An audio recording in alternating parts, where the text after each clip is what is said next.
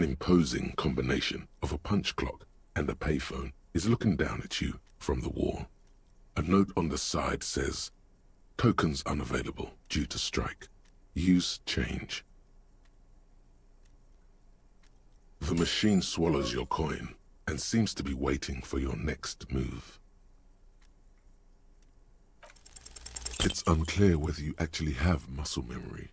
Right now, your finger is just drawing vaguely occult patterns in the air.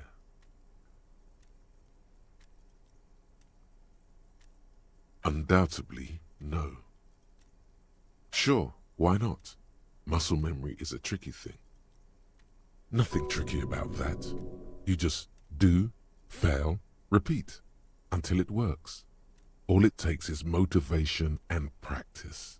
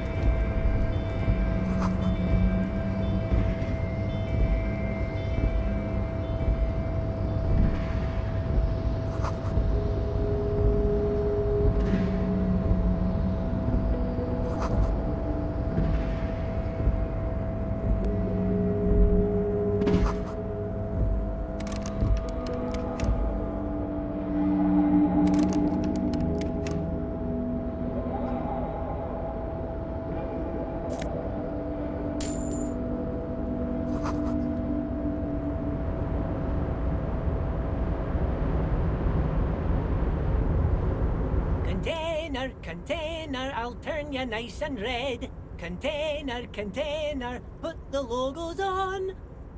The lyrics to this Container song are being made up as he goes along. The accent is so thick, it's impossible not to notice he's Ubi, from the vanishing peninsula of Ubisunt on Muindi. Container, used to be Wild Pines. Container, now belongs to Everard. Everard, he looks after everyone. Huh? Well, hey there. How can I help you, mister? I see you are not a union man, mister. Did you get lost? You're not one of them scabs, are you? I mean, I don't personally mind. Folks is just folks, you know, and folks gotta eat. Just some of the other guys don't look too kindly on the scabbing kind, if you know what I mean, mister.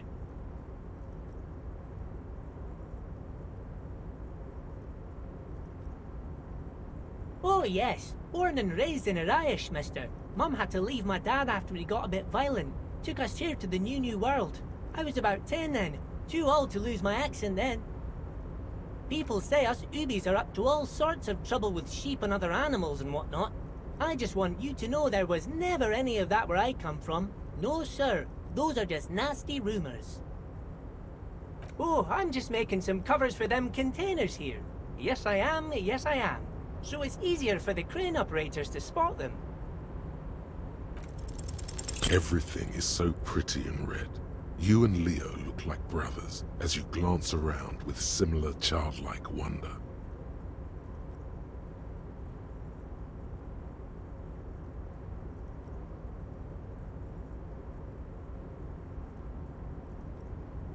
Sure is, mister. Sure is. Really livens up the place. Yes, it does. Yes, it does.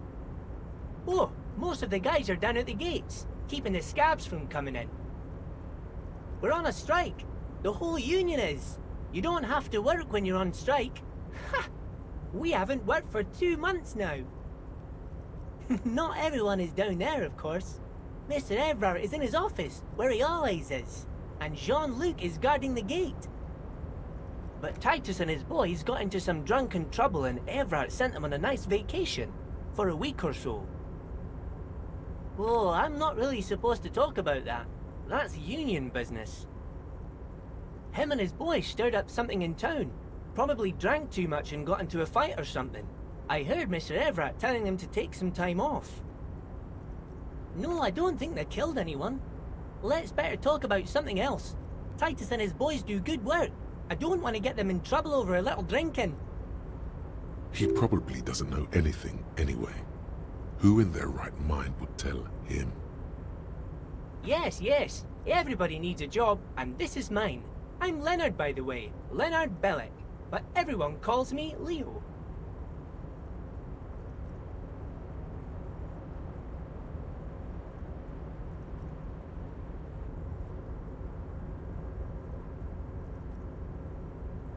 I'm like Mr. Everett's right-hand man when Mr. Edgar is out of town, and Mr. Edgar's right-hand man when Mr. Everett is away. Actually, Miss Beaufort is the right-hand man, but she's a lady. A real pretty lady with a skin like those Douai Sucre candy bars my missus likes so much. Them are real nice to suckle on once the dinner is done and me and the missus sit down beside the radio. But I can't listen to the radio all the time. There's so much to do around here and I'm always busy keeping things running here.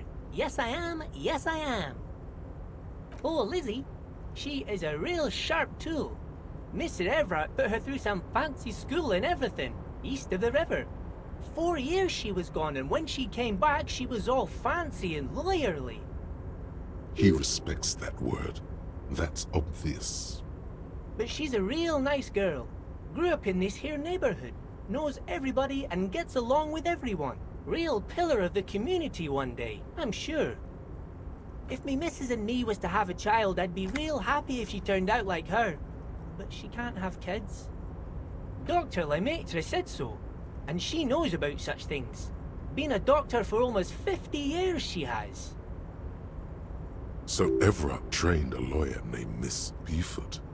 Interesting.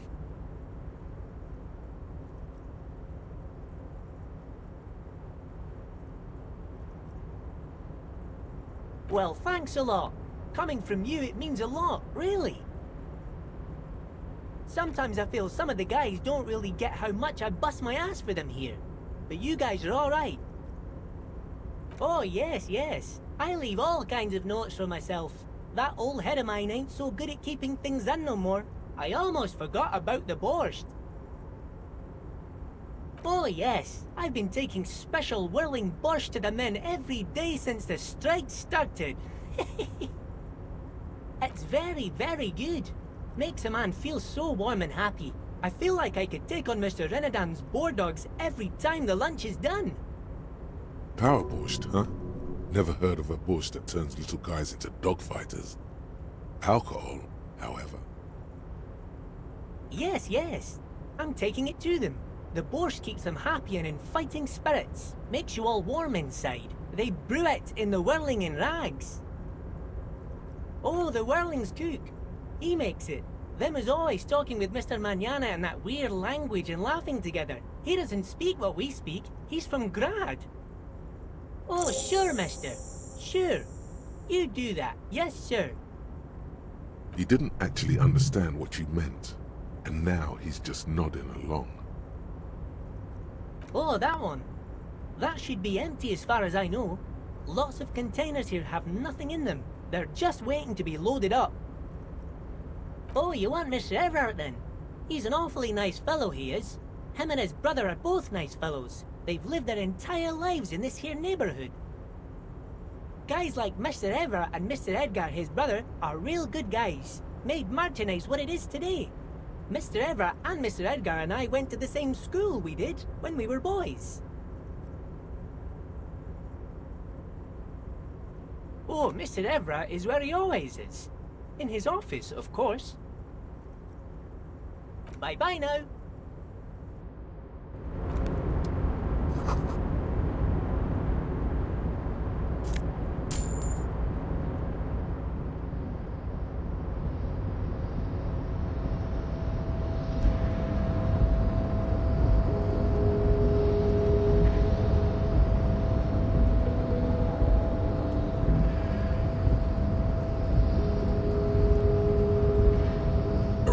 Control panel with several knobs.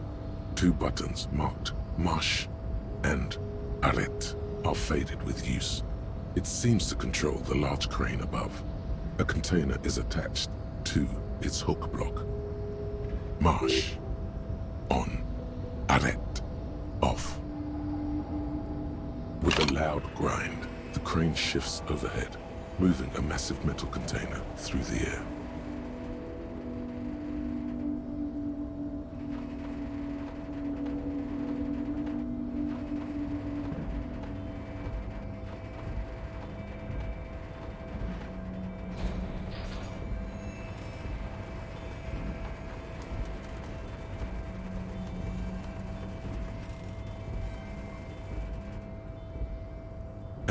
With a surprisingly quiet thunk, the crane places the container down.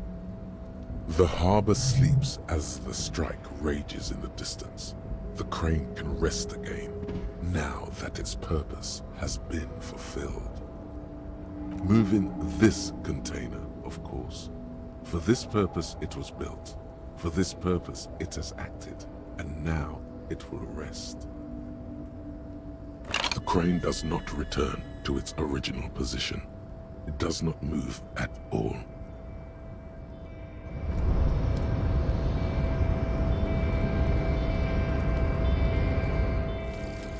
Aces high. For the rest of the world, the aces high is just a cool Revachol thing, politically neutral. In Revachol, it still holds revolutionary connotations. Also, have you looked at Lieutenant Kitsuragi's clothes? He wears a bomber jacket, just like the ones worn by aerostatic brigades, and those cargo pants could store tools for hot-fixing your aerostatic. Maybe you should ask him about this.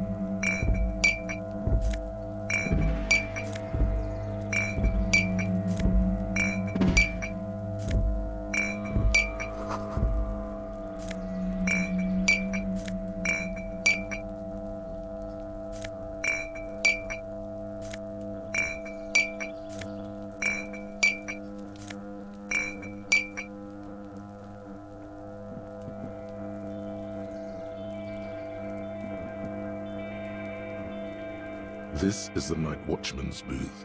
The name on the door reads, René Arnaud. Listen, it's okay to take a few minutes to yourself. Sit down and have a breather.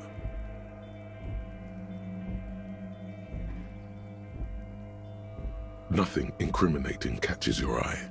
The cabinets are clean and their sparse contents meticulously organized. There's a framed photograph on the table. Looks like the inhabitant is rather pedantic when it comes to order. It's a black and white photo of a young couple out in a street fair. The man, René, is dressed in a Royal Carabiniers uniform. The girl is young and very pretty. She is smiling playfully at the camera. The chair is not as austere as the rest of the booth. A thin grey pillow is attached to the seat, secured to the stiles by black ribbons. The drawers are empty, save for old timesheets and receipts. One small box, however, does hold some cheap painkillers. They are slightly out of date. You take the painkillers. They are yours now. Oh boy, where to start? Elevated risk of dementia, mini strokes, prophet's disease, sudden death, hair death, erectile malfunction, critical flatulence, watery blood, black mucus, uncontrollable weeping, increased sensitivity to la opera, inoperable joint disorder, total spinal collapse. Maybe this was a bad idea. You stand and exit the booth.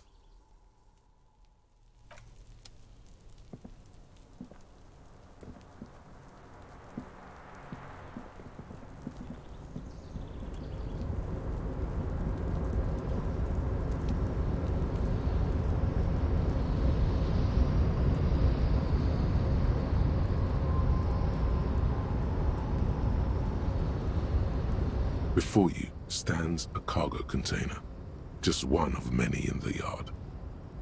The container door appears unmoved by your attempt at flattery. The door does not respond to your advances. Is it possible that it seems somehow more closed than before? No reply. The knock produces a hollow ring of metal. Doesn't sound like there's anything inside the container. You attempt to turn the handle, to no avail. The doors seem to be mechanically locked. Why are you even trying to open a door with rhetoric?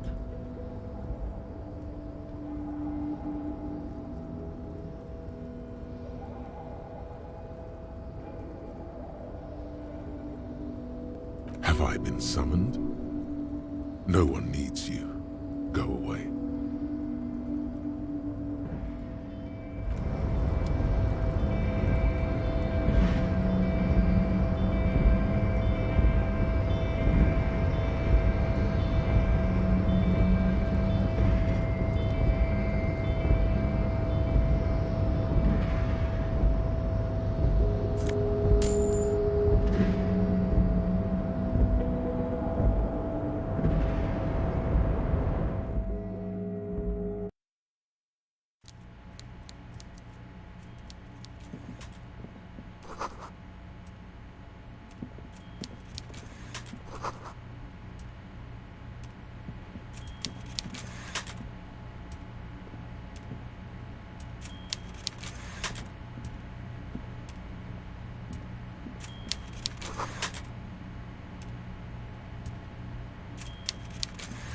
Before you is a walrus of a man, seated behind a large desk.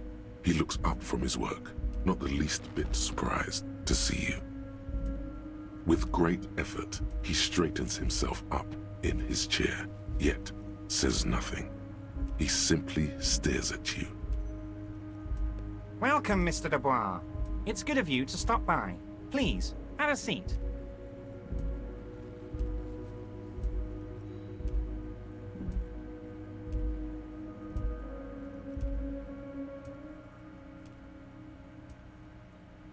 I'm Everard Clare, head of the Debarders Union here in Martinez.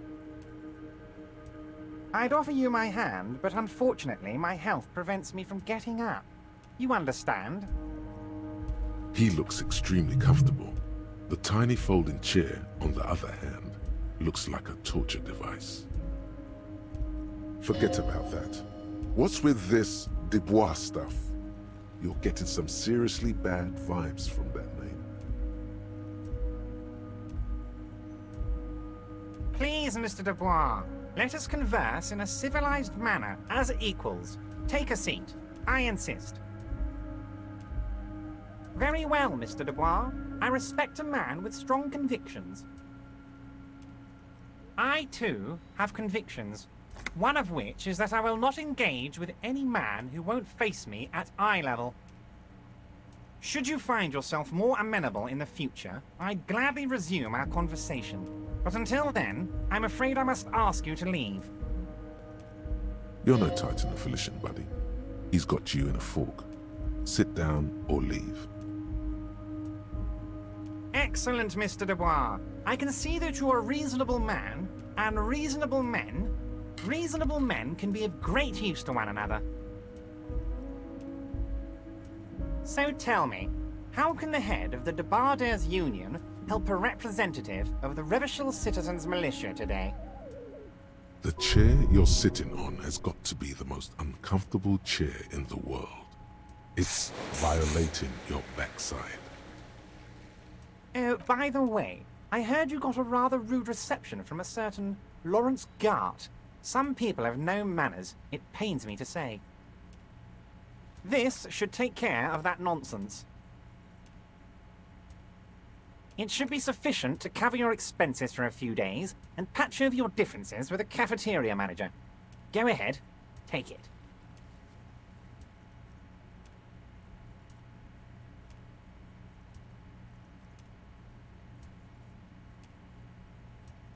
Wow, that's 25 real. That's good money. You need it. Yes, I know Lawrence. He's a real character. No union man in him. A real piece of work, that boy is.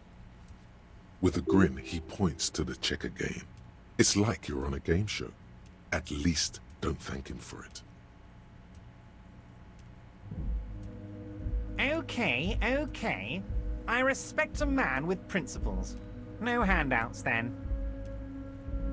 Now, I'd like to set your mind at ease about one other matter. Your lost gun. Let me assure you, Union people are on it as we speak. I've got my best hounds looking for that lost gun. His slug-like lips move, but all you hear is an echo. Lost gun, lost gun, lost gun. The world is swallowed by a black hole of fear. Only two words escape its gravitational pull. Lost and gun. When he said, "Don't worry," he actually meant, be very worried. Are you all right, Harry? You say you got this, but you seem a little anxious to me. Don't be. Everything's going to be all right. It's not like you left it loaded. You didn't lose a loaded gun. Local children aren't out there playing with it right now, pointing it into their own mouths. It's in a safe place. I just know it. I have a feeling everything's going to be all right. It was loaded. There were 2 bullets in it. You always keep at least 2 barrels loaded. God, you're sweating. Your knee is jerking. You're about to cry, aren't you? You're about to cry because you lost your gun and those children are gonna shoot themselves with it. Mr. Dubois, you don't look so good. What is this, Mr. Dubois? He keeps repeating. What is he trying to pull here? You need to cool the fuck down. Chill. Mr. Dubois! Mr. Dubois! Harry! Mr. Dubois, are you okay? Can I get you a glass of water or something? Are you having some kind of medical emergency? Maybe you could use your hands somehow, in a kind of throw-in motion, like you're throwing that Mr. Dubois act right back at him. He's Mr. Dubois. What an odd demonstration of... you got me, Harry. I don't even know what. As entertaining as it was, I'm afraid we're wasting our time. And I'm an extremely busy man, as I'm sure you are too. Quick, here's your window. Get yourself together and ask him questions. Police officer questions. It is about time to stop embarrassing yourself. Questions will help you regain some of your lost dignity. Harry, honestly, I'm just relieved you didn't get a hernia. A man your age...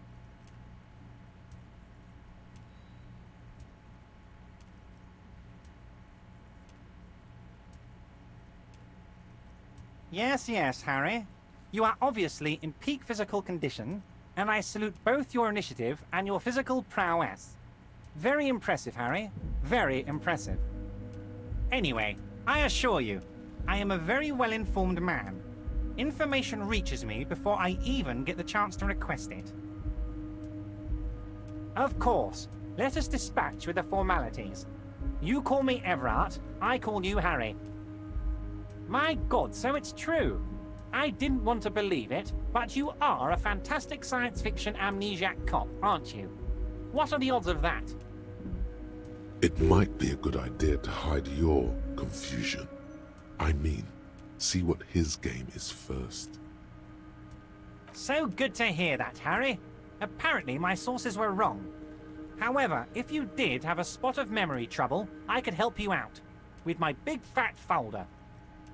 Words flow like a river of honey from his lips. I guess word has already reached him. No matter. No harm done. It's just a brown folder. You can't make out what's written on it. You must have questions, Harry. Come on now. Don't be shy. Let's hear them. Don't just jump to the folder. That's not smart. Shows you're on the edge. Do some probing first.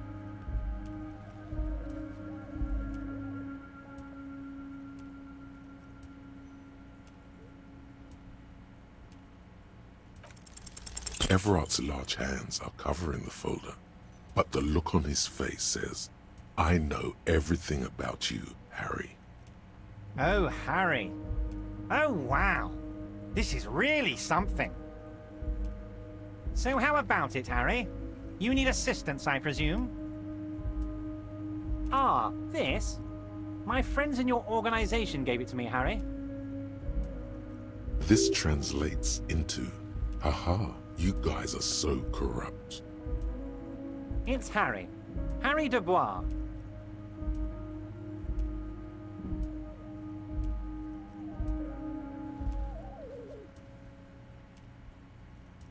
You don't feel like either one of these things. You know what your name is. You have a sophisticated name, like that of a count, or a beautiful man. And I can work with you, Harry. Now, what else can I do for you? Family? Harry, you're not a family man.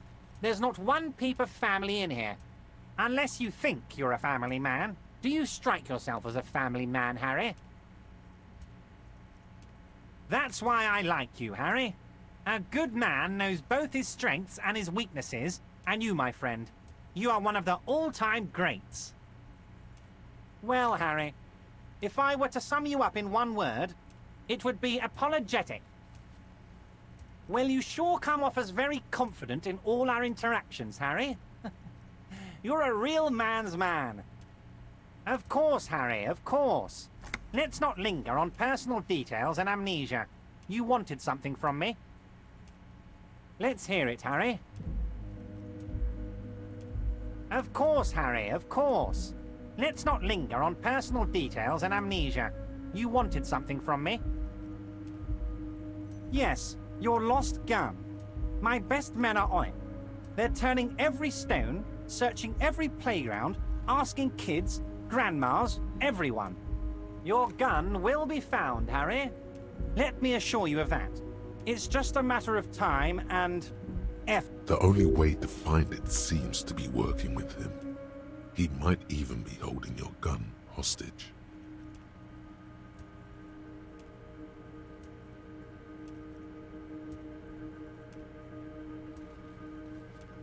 Harry, I was only trying to be tactful. A lost gun is a dangerous thing. I can't have it around in my neighborhood. Kids could be playing gun roulette with it as we speak. Teenage gangs could be arming themselves. Get a hold of yourself, Harry. Oh, of course. That's your main thing here. That's why you're in Martinez. I know everything that goes on around here, and I would love to help like I'm helping you with your lost gun. I mean, it's no secret that the lynching is connected to the strike. So much to talk about. Honestly, it's been weighing on me so heavily. I understand you need to interview me. But there's a thing that's been keeping me up at night. I want to talk about the hanging. I mean, if we could just calmly talk, exchange information, we could blow this thing wide open. But I can't think straight with this thing weighing on me. You're a police officer, aren't you? I have a crazy idea. You guys are basically door-opening machines, incredibly talented at opening doors.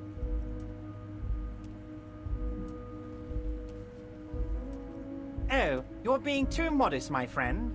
But don't worry, this annoying thing I have is completely legal. I just need you to open a door.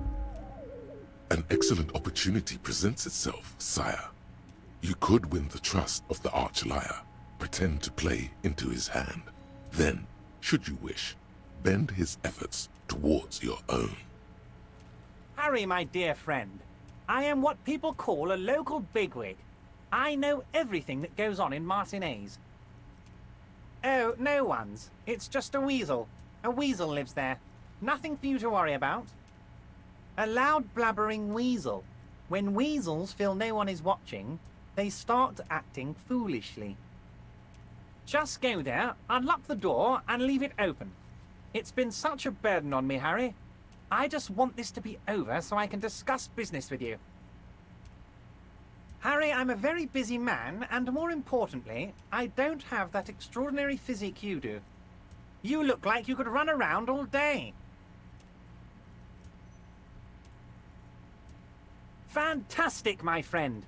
Just let me know when it's done and we can take our friendship to the next level. You can get the key from Manana. He's down by the gates. Manana's like a free agent in the Union. Special operations. Hardened socialist. A real free thinker, too. He'll tell you precisely where the door is. One last thing, Harry. Just open the door. You don't need to go in or anything. I just want that weasel to come home and see the unlocked door. I don't know what that means, Harry. Shady brew. There are so many moving parts in my operation, I can't keep track of them all. You know what? Don't even tell me. Whatever it is, do it. Surprise me. Just one thing. If you can, make it even shadier. He sincerely has no idea what you were talking about. And he doesn't care either. My dear Harry, there are literally millions of containers in this harbor. I couldn't possibly remember what's in all of them. Harry, you smooth-talking son of a bitch. Time is a precious resource, and I don't have enough of it to count containers with you. Smooth talking. Maybe that's the way to go about opening the container. You should at least try convincing it. Wait. You need this to get in and out through the gate.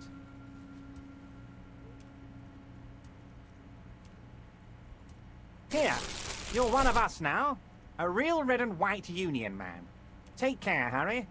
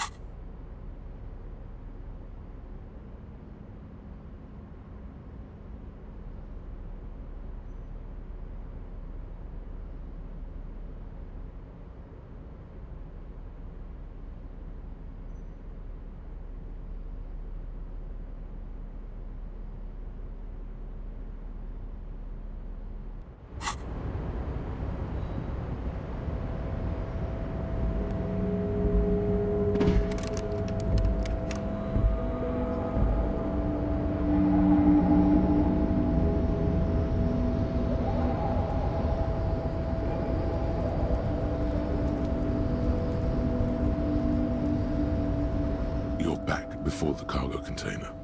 Its drawer has not lessened since you were last here. If anything, it seems to have grown slightly.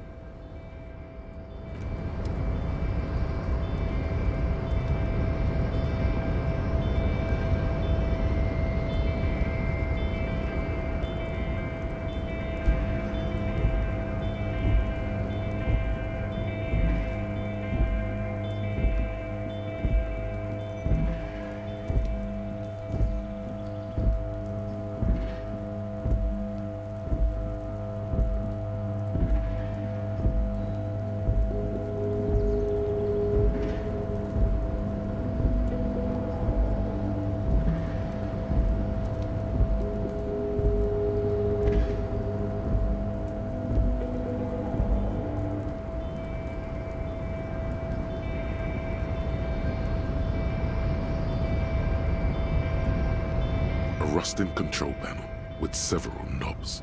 The word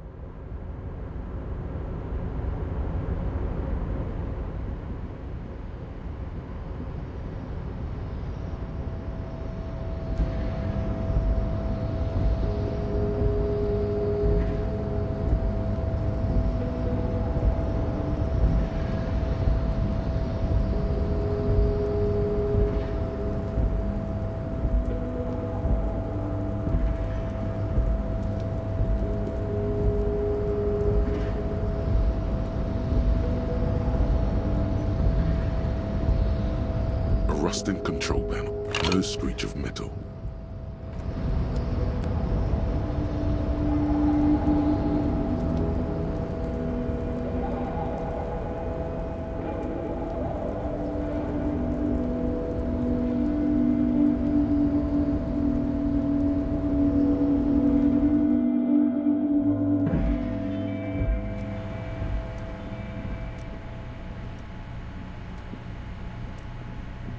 The file cabinet stands steady as ever. Remember, Leo, Everart's all items on the list, the drawer.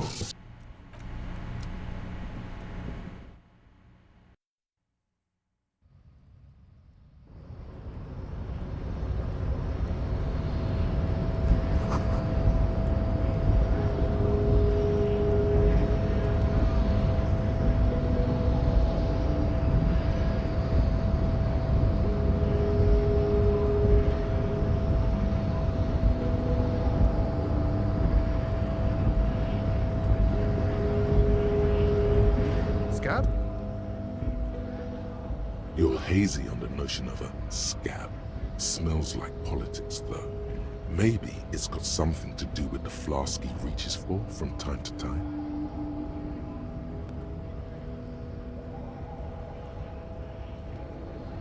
I was just messing with you. No one's ever seen a cop scab. Imagine, you cops going on a strike, but then another cop comes in and says, "Let us cop for less money." Speaking of, what brings the RCM here, to the Wild North? Come to see the strife? The mercenary, eh? Who could have killed him? That's indeed the question. Why even do such a thing?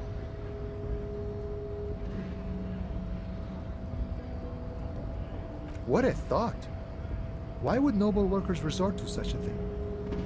Unless they were pushed, of course. Your dead guy was an enemy combatant. He was an agent of the opposition, attempting to undermine our honorable efforts.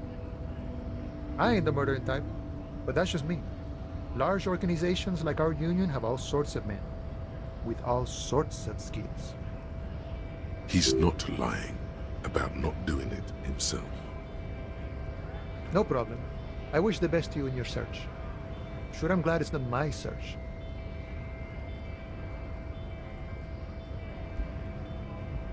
A key, huh? What door is this key supposed to open? Of course, I got you. You don't know anything. I got that key right here. And let me tell you, it's mighty good of you to help us out during the strike. Working class solidarity, as they say.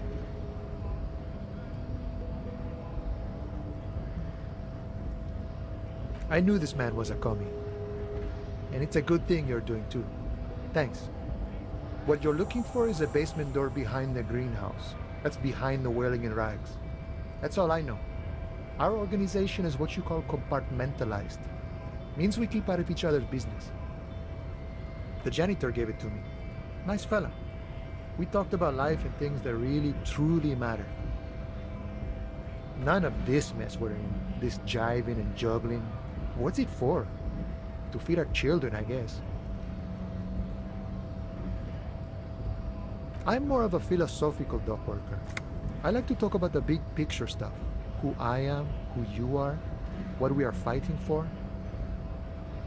He means he's not going to tell you cause he doesn't know. But he will shoot his mouth off with you now that you're working for Everard. We're negotiating our share. Aye.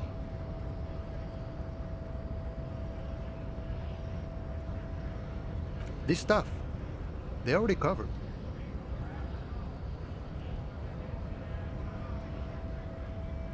Never grateful. Were we ever grateful, we'd have nothing. You fight for every piece. All of it. However, right now we want all the harbor workers to be on the company's board, so they could take part in the decision-making process. This seditious talk sounds like communism. Just so we're on the same page, communism is basically wanting to kill the rich people or deporting them to a labor camp in southeast Grad. But don't say that out loud if you're a communist. I think it's best you make up your own mind now that you've met him. In my eyes, he is a capable organizer and a decent businessman. I guess you kind of get to be the village chief. He oversees the harbor, makes deals with the owners or other relevant parties, watches out for his own. By heavens, why would he not be corrupt? We live in a harsh and disordered world, see? And in this world, the old man is corrupt for our benefit, and we know it. Appreciate it even. He is, personally, not too lavish. He is reasonably lavish, sure. That's his prerogative. It's not like you want a saintly demeanor on a corrupt motherfucker. That would be a manipulative illusion. Besides, there are no non-corrupt systems in the world anyway, and moralism is the most corrupt of them all. This man has political theory, and it has not failed him today. No. I don't think I'm a communist. Seeing something of value and saying I want it all to myself is a much older and simpler notion. No science to it at all. Even a weak child can think it. The only things holding someone back are I can't and I shouldn't. I have nothing against communists. They are honorable boyaderos. And they have good analysis. But my own code serves me well. If my code starts failing, a code can fail a man as well as a man can fail a code, then I will have to submit to a new one, which may well be communism. He knows who he is, firmly grounded, has no need to reinforce or elaborate his political identity to himself or others. See, I am primarily a lazy person. Sure, I've had the necessary free time. Fortunately, there's always time. The look in his brown eyes conjures up an understanding. For him, having command of his time is the most important thing. It all comes together now. The way he speaks about scabs, his general attitude. He's a follower of a 500-year-old Franco-Nigerian Boyadero code, itself an appropriation of Vespertine cool. that of a noble peasant or a traveling herdsman. True to yourself, independent in your actions, loyal to your friends.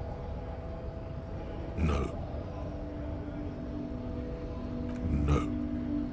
The man sits on the railing, his hands reaching far and wide, yet it feels as if he could effortlessly go even wider, if need be, an endless torrent of time.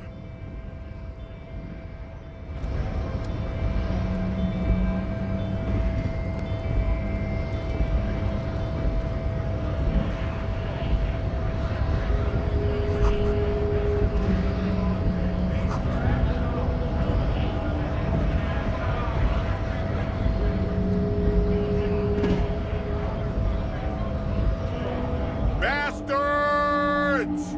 We have a right to work! Hold up and stay frosty, everyone. Cops are here. You here to fuck with us? Beat the honest worker down. Good. We're fighting for a cause here. Right to work! Right! Besides, we're not that different.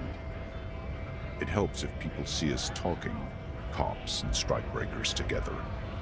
Shows authorities are on our side. Builds confidence. Rights of people. Rights of workers.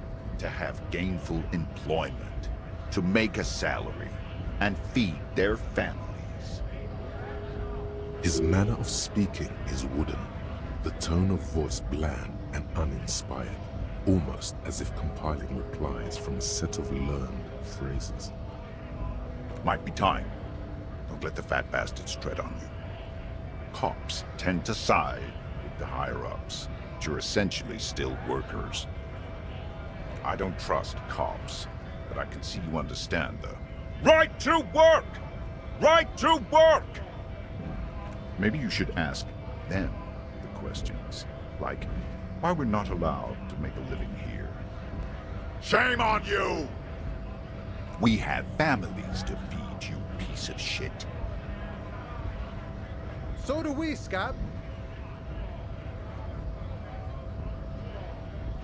Honest men and women with rights to work, to be useful, not toys for corporate interests. We came here to help the harbor run smoothly in time of crisis.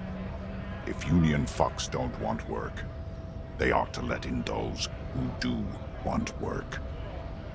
When a bunch of ungrateful, lazy cockroaches can't get their act together, decide to block honest work for other people. Beats me. They mumble nonsense about boardrooms and workers' rights, while we have the right to work!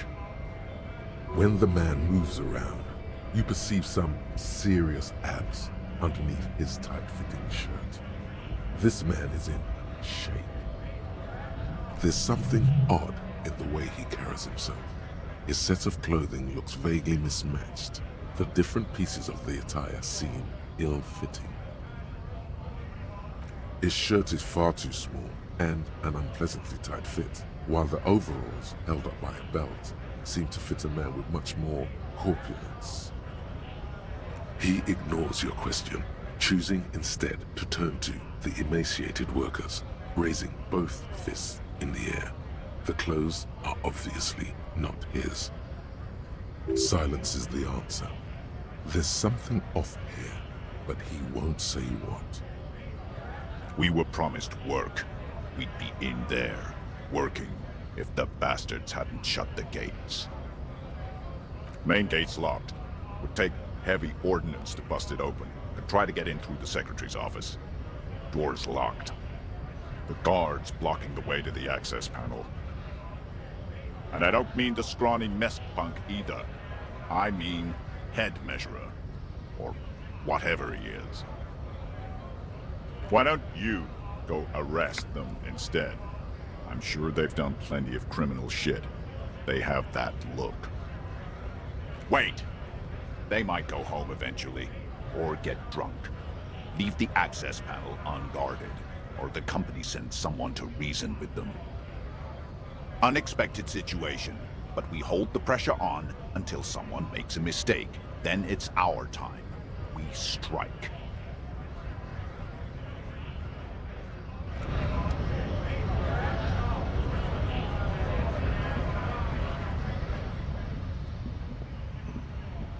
A lorry stuck in the traffic jam. This big, heavy Grad-made machine is well kept for such an old machine. The windows are clear. They've been recently washed. You can see a lorryman's cabin with personal belongings, stickers, insignia. Fumes of heavy fuel oil waft over you, making your eye. A Stars Ryko, one of the finest Zhimsk-made motor carriages ever. An oldie, but a goldie.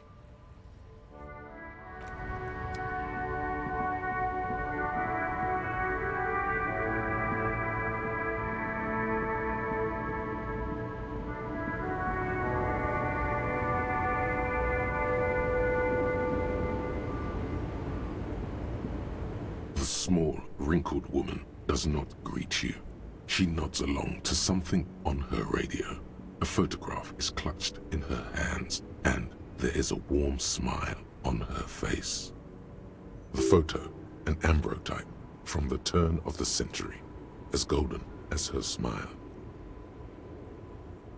No response wherever this woman is. Your words fail to reach her. Where am I? Who are you? Never mind. I remember now. I'm still stuck in that traffic jam in the 50s. The men have small jaws and everything is made out of plastic. Why do you need plastic when you can make the world out of amber? Back in Methka, during the time of the revolution, the sidewalks and cafes are filled with young people. I was on my way to see a new Boyadero picture starring Gabriel Buenguerro. Until you came along, that is.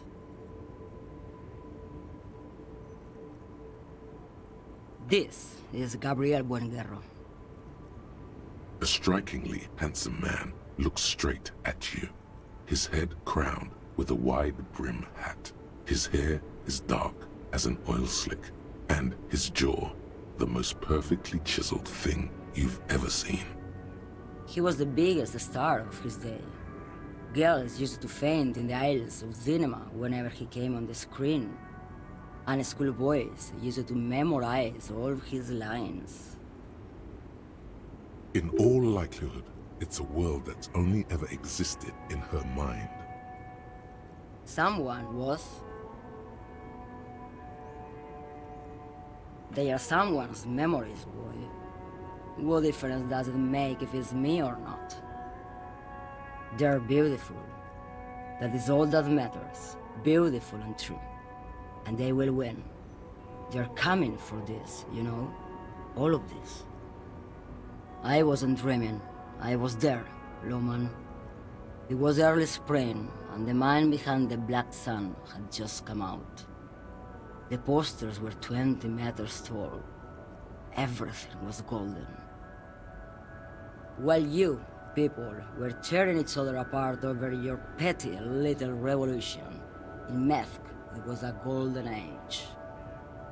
The Republic of Mesk is a massive confederation on the Isola of Muindi, the world's largest state by territory. It's a petro-state, a constitutional monarchy, and, as of recently, an outcast due to its tilt to the far right.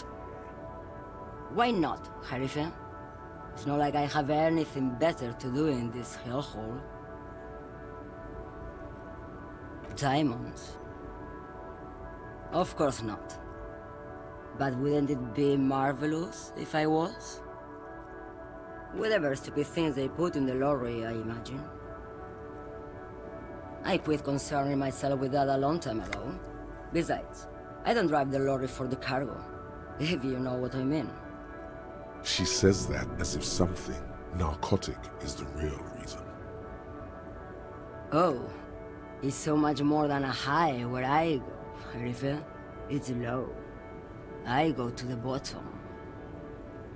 Yeah, it's definitely some kick. Some terrible kick in the dark. A sleep kick. Perhaps you can find out later. Then it's contraband, Lowman. What? Do you want to take an old woman in? Be my guest. Lock me away like Bad Hand Hermenegildo. Bad Hand, Hermenegildos' bad hand, strangled 300 people. What can I say? Some people just really like strangling people. Of course not. To truly understand the boyadero, you need to listen to On the Western Plain. A boyadero, boya for short, is a cowherder from upstream Magritte, the great steppes of northern Mesk. People like Mañana at the gates have turned it into an ideology of sorts. It's an old ballad about a young girl who falls in love with a daring boyadero. He promises to marry her as soon as he returns from the Western Plain. Of course not. The boyadero returns from the Western Plain a changed man. One night, as he and his beloved are out walking along the river Maigret, she pleads with him to give up his riding and settle down. In the background, you can hear the orchestra swell as the screen fills with the maiden's imploring eyes. So the boyadero strangles his beloved and throws her body in the Magritte. Then he rides off, because the Western Plain is calling to him. The most beautiful. A true boyadero needs a whole horizon to himself. He can be tied down by man or woman. His beloved was selfish. She didn't know what it meant to love a boyadero. What do you mean? Because I'm one of the best communers around, that's why. I'll get roots no one else will. Lomonosov's land, Udashnaya Zemlya, the Western Plain. A terrible cold comes over her, rattling her teeth as she stares inward. The Transcatolia Magistral. You for 1A. Adestradas du Mirador. All the good ones. The deep trenches. Where the bluebirds fly. You're right, Lowman. I'm the one who should take my health more seriously. Thank you for looking out for me. A correct appraisal. You're quite shabby. Is that all you woke me up to say? Yes, go. Enough jamboree. I need to get back to Mesk.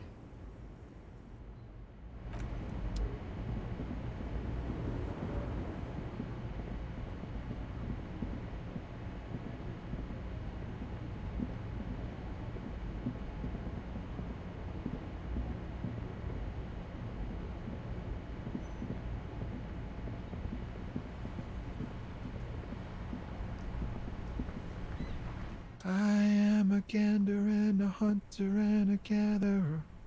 Feel like a traveler. A simple little cadence. He seems to be making it up as he goes. It's the jam, my man. The air from the east is thick with the smell of crude oils, heavy metals and other byproducts of the modern era. You can almost taste it. It's a traffic jam for the ages. Harbor gates up the street are shut tight. No explanation given.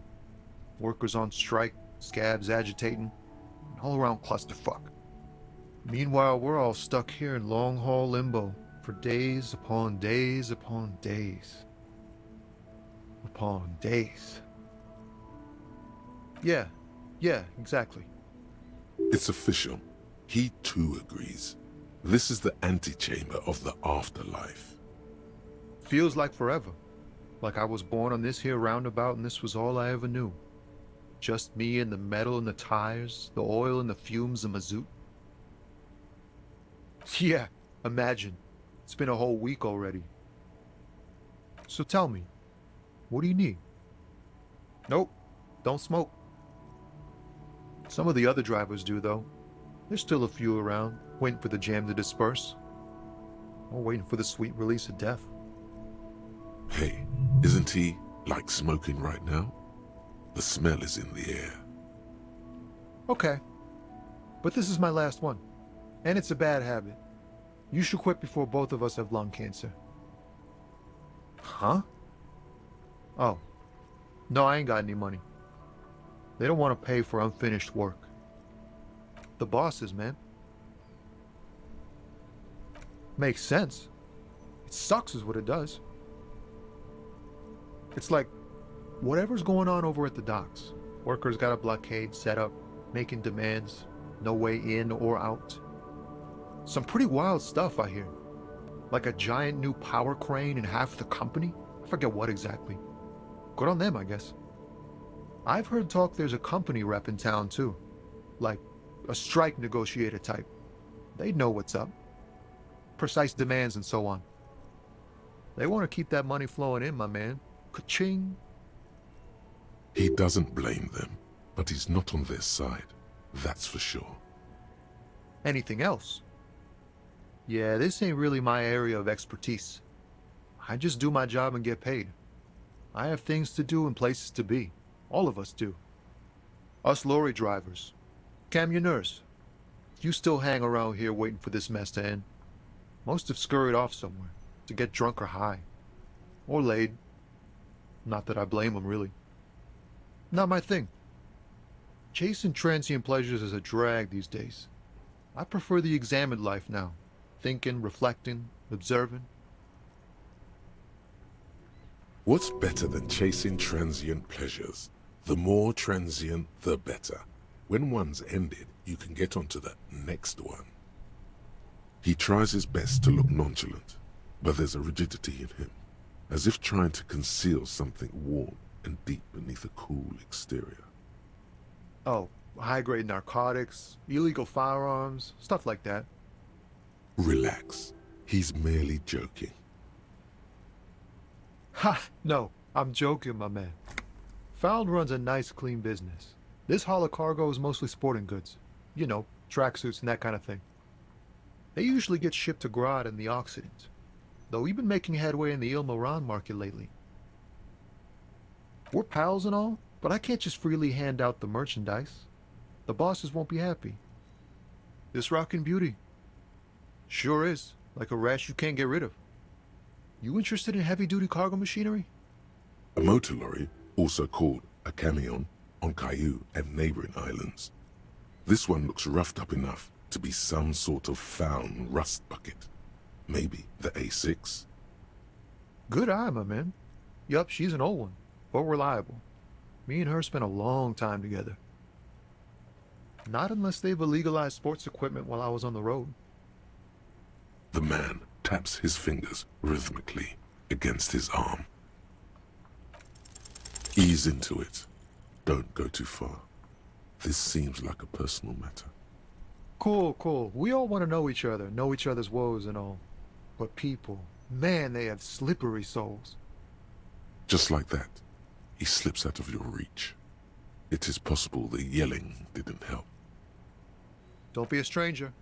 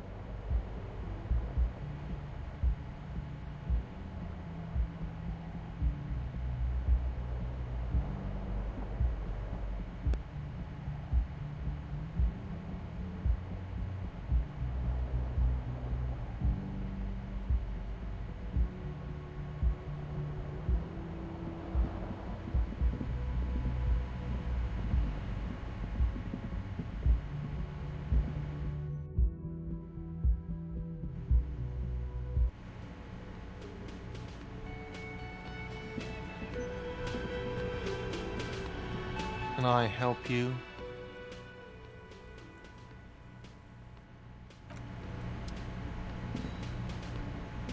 Oh, hello, dear. There you are again.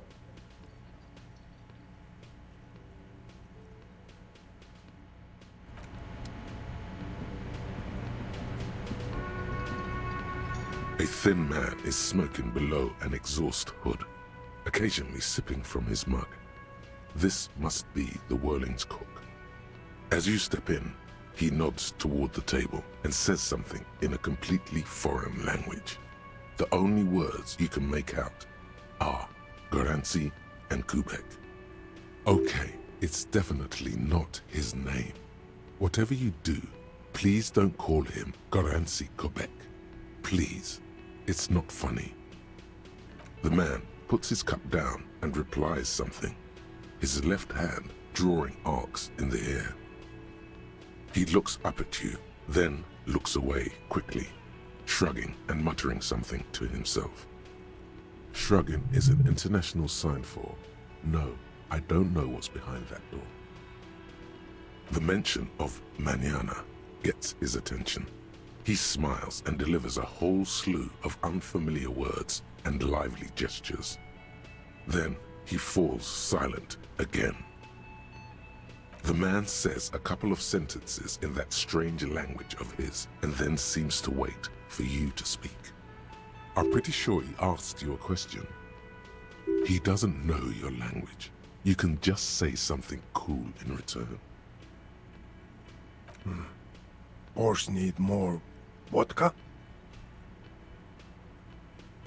Of course, vodka. Now that makes a very, very special borscht indeed. Turn it up and then ask for some yourself. Turning it up seems like a dangerous idea, honestly. The place is a powder keg. The cook gives you a long, disappointed look, then turns the stove off and seems to wait for you to speak. He smiles and bangs his ladle against each of his pots in turn. It's almost like music, especially with the sounds of assorted dishes boiling and simmering on the stove.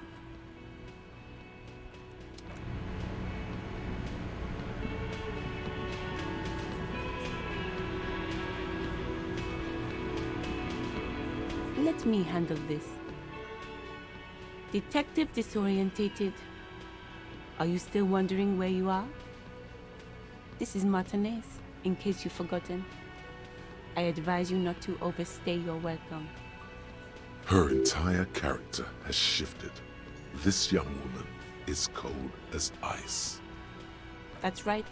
I am not a gardener. I'm a legal counselor for the Dock Workers Union. So let's get to it. You're looking for Titus Hardy? You think he has information that will help you? Maybe he does. That's Titus. Talk to him. But know this. I'll be keeping an eye on you. No strong arming. Nothing official. The District of Martinez does not recognize your authority to make arrests. Could this be the Miss Buford that Easy Leo mentioned? The one Mr. Everard sent to law school? I suggest not wasting time on trivial pleasantries and focusing on why you are actually here. Titus Hardy. Even though she has excellent control over herself, something moved behind her eyes, in the way she stands, in her face. You are not here to chat up the legal counsel. You are here to question these men. Like I already told you, I'm a legal counselor. Do you have hearing problems? What you want is of no significance, officer. Don't test your authority. In Martinez, you are no one. What are we going to do to you? The union isn't going to do anything to you. It is not a crime syndicate. It is a labor organization. Goddamn right it is. If anything, it is the RCM who do things to people. But we digress. I am being aggressive? Listen, you moral and unlucky. You are part of a mob, enforcing the unlawful privatization of Revachol. 20 fat men in the Occident are stealing it all, and you are their bodyguard. Fuck yeah. So ask what you came to ask, or get back to your commanders.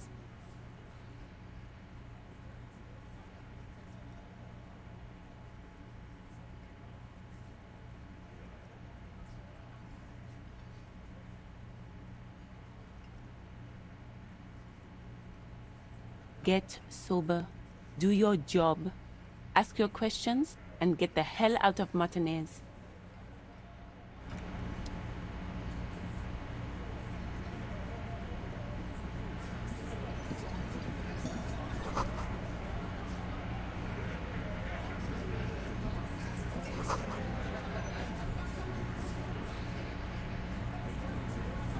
Behind the dockworkers, a ceiling-height window. The hawthorn branches scrape the glass like bony fingers. There's a little slide panel up there to let some air in. No need to open it in spring. It's still too cold outside.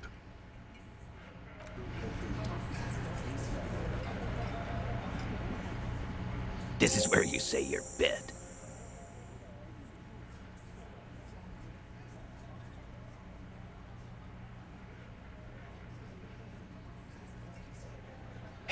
Hey, dipshit. You hard of hearing or something? The boss man's talking to you. Do not let their squeals disturb your serenity. These are but simple peasants, sire.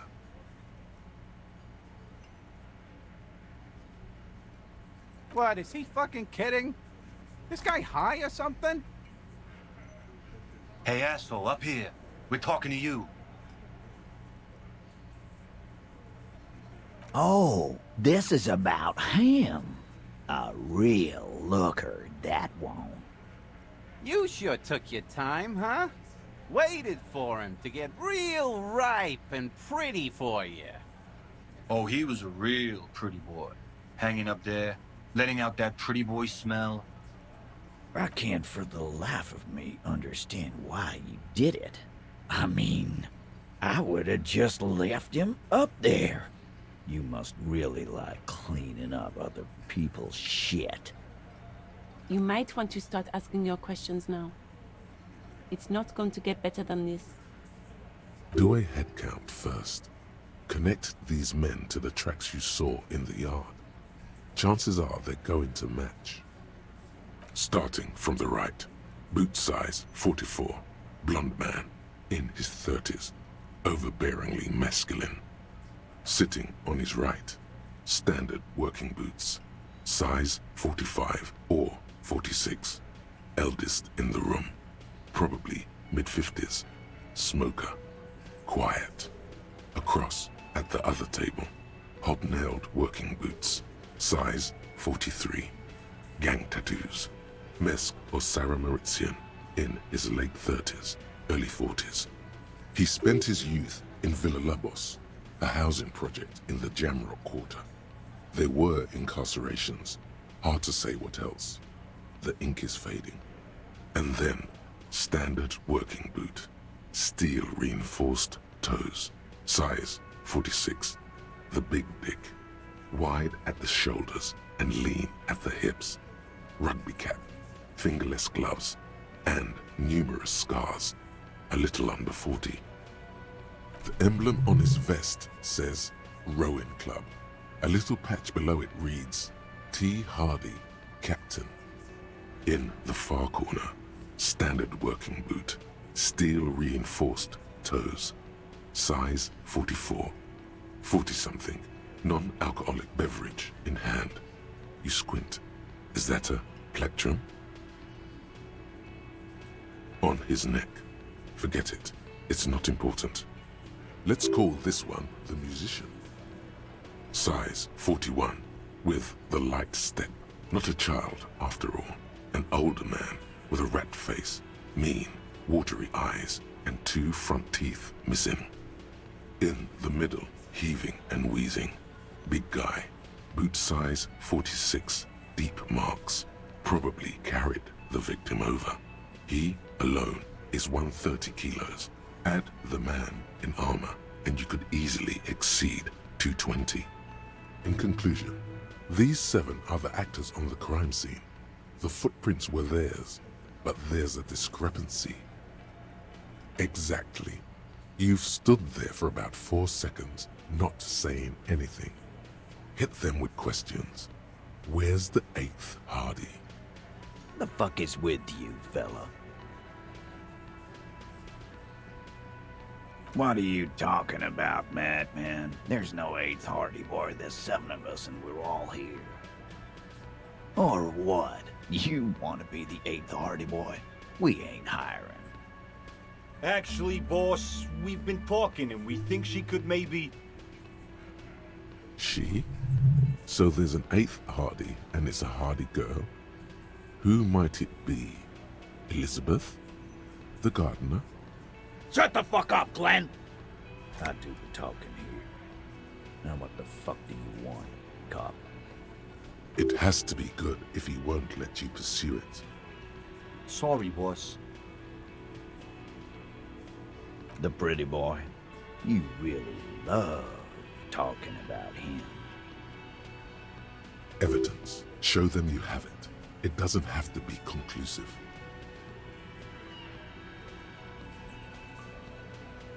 Container belt, like we use in the harbor? Because we took it from the harbor where we worked. Then we went out back and used it to hang him. We did this together, all of us, until he was dead. That's why there's a container belt around his neck. Goddamn right. No. These 7 honest men have equally come forth. They told you what happened so that you don't waste any more of your time. All 7 together. They're diluting responsibility. It's an anti-arrest tactic. Are you deaf? There will be no singling anyone out. You can't arrest a Hardy Boy without arresting all Hardy Boys. Do you think you could do that? Do you think you could arrest them all? A trick question. Don't let her lead the conversation. That's for the courts in Les Jardins to decide. Not for the officer making an arrest. Which we all know you won't be. What you can do right now is go back to your station and write a report. You don't have to keep answering his questions. I know, Lizzie. Relax. We killed him last Sunday night. Seemed like a good way to end the week. Known him? We don't associate with scum like that, asshole. Yeah! Who do you think we are? Quiet. He came around about 3 weeks ago when that Pines cow first sailed into town. Happy? The stupid-ass cow Wild Pines sent to fuck us over. But you know what? Why don't you ask her about the pretty boy? I'm sure she has interesting things to say when you ask her hard enough. That's enough insinuation for today, Titus. How many people have you sent to the Shays? Ever felt remorse for them?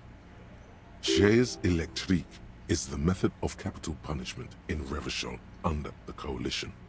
During the suzerain's reign, it used to be the firing squad. Or send them to Reunion to rot. For 20 years. For life.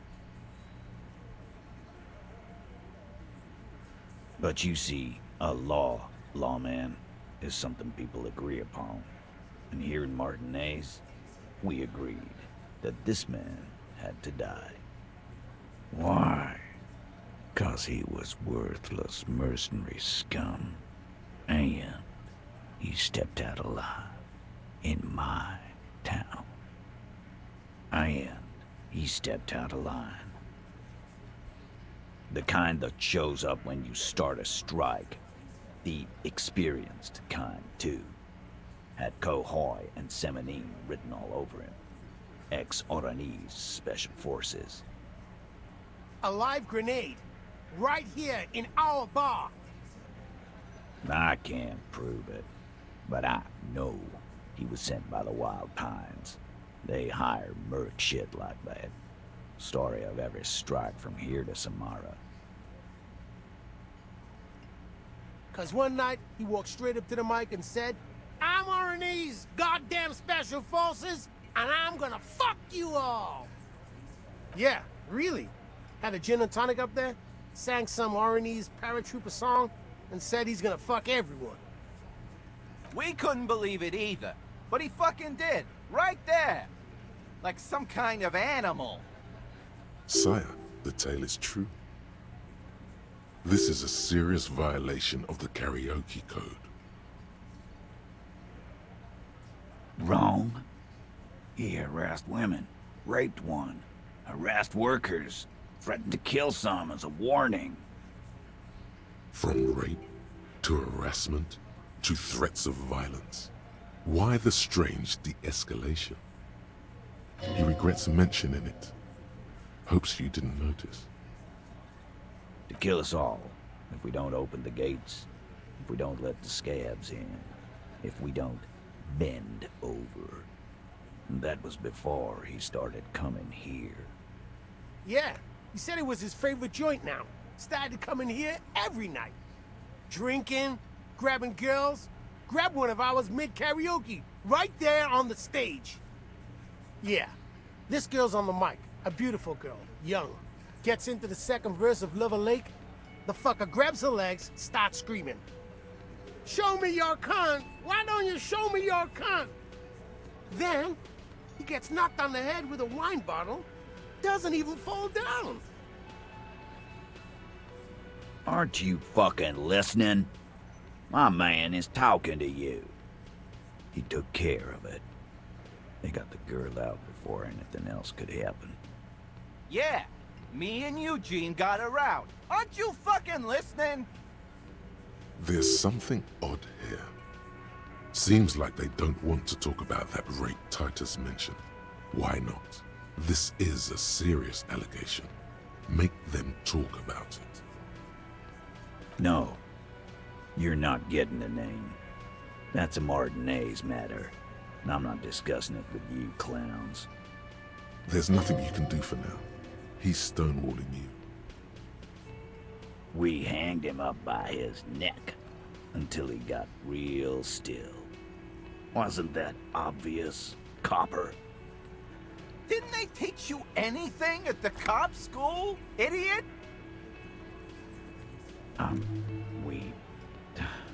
Look, I'm not gonna play 20 questions with you, Capo. I'll say it again. We killed him. Yeah, I knocked him out. Came up behind him and clapped him in the back of the head. He went down like a sack of sand. That's right, lawman. And then we hanged the fuck.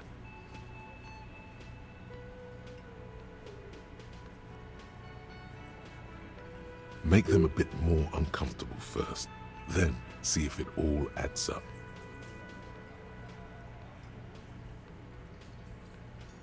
My fucking elbow, Copper. Samaran boxing style. He may be lying, but he's good at it. No twitching, no rushing, no uncalled for details. Right fucking here. Eugene already told you that the fuck had started coming to our bar. Yeah, man, weren't you listening? Actually, they're admirably, surprisingly composed. The entire room, given how many questions you've lobbed their way. Well, this one, but he's always fidgeting, so don't get your hopes up. Like what, Copper? Huh? How the fuck do I know? Anyone could have shot him. Target practice, maybe. Interesting, sire. It's as if he's lying to protect someone. He's not very good at it. This line of questioning is over. You got the cause of death already? Hanging. If there's any post-mortem trauma, it's your problem. This will not turn into a cross-examination. Yeah, lawman. Why don't you? It's almost an anthropological sight, watching him try to assert dominance over you. Not in the arresting mood? Look, Carl, I know you think you're doing your job here, but there are 7 of us, and just 1 of you. The last thing you hear is a little murmur. Not a blast, not an echo. No one screams. It's more dead cops.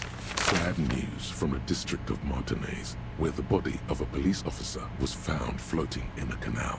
It is believed the officer was pursuing a murder investigation, but got caught up in the dock worker strike and was subsequently gunned down under unclear circumstances. Such needless loss of life is truly tragic, local union leader Everard Clare commented, adding that although the event is truly horrid, similar incidents will follow if right-wing vigilantes are allowed to run around unchecked, attempting to wiggle their way into well-organized neighborhoods.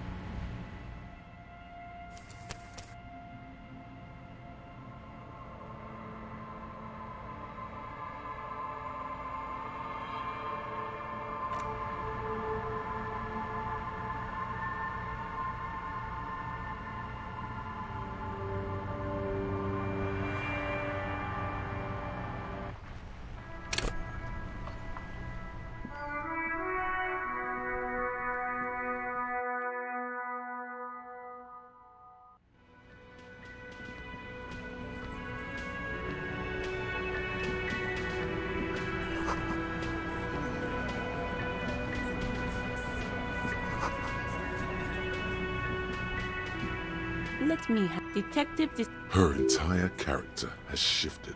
That's right. So let's get that's tight. Could this be the Miss Buford that is? I said Even though she has excellent control over herself. you are not here to chat up there. Like I already told you. What you want is of note. What are we going the union? If anything, it is the I am being Fuck you. So ask what you came to ask. Or get back to your commanders. Get sober.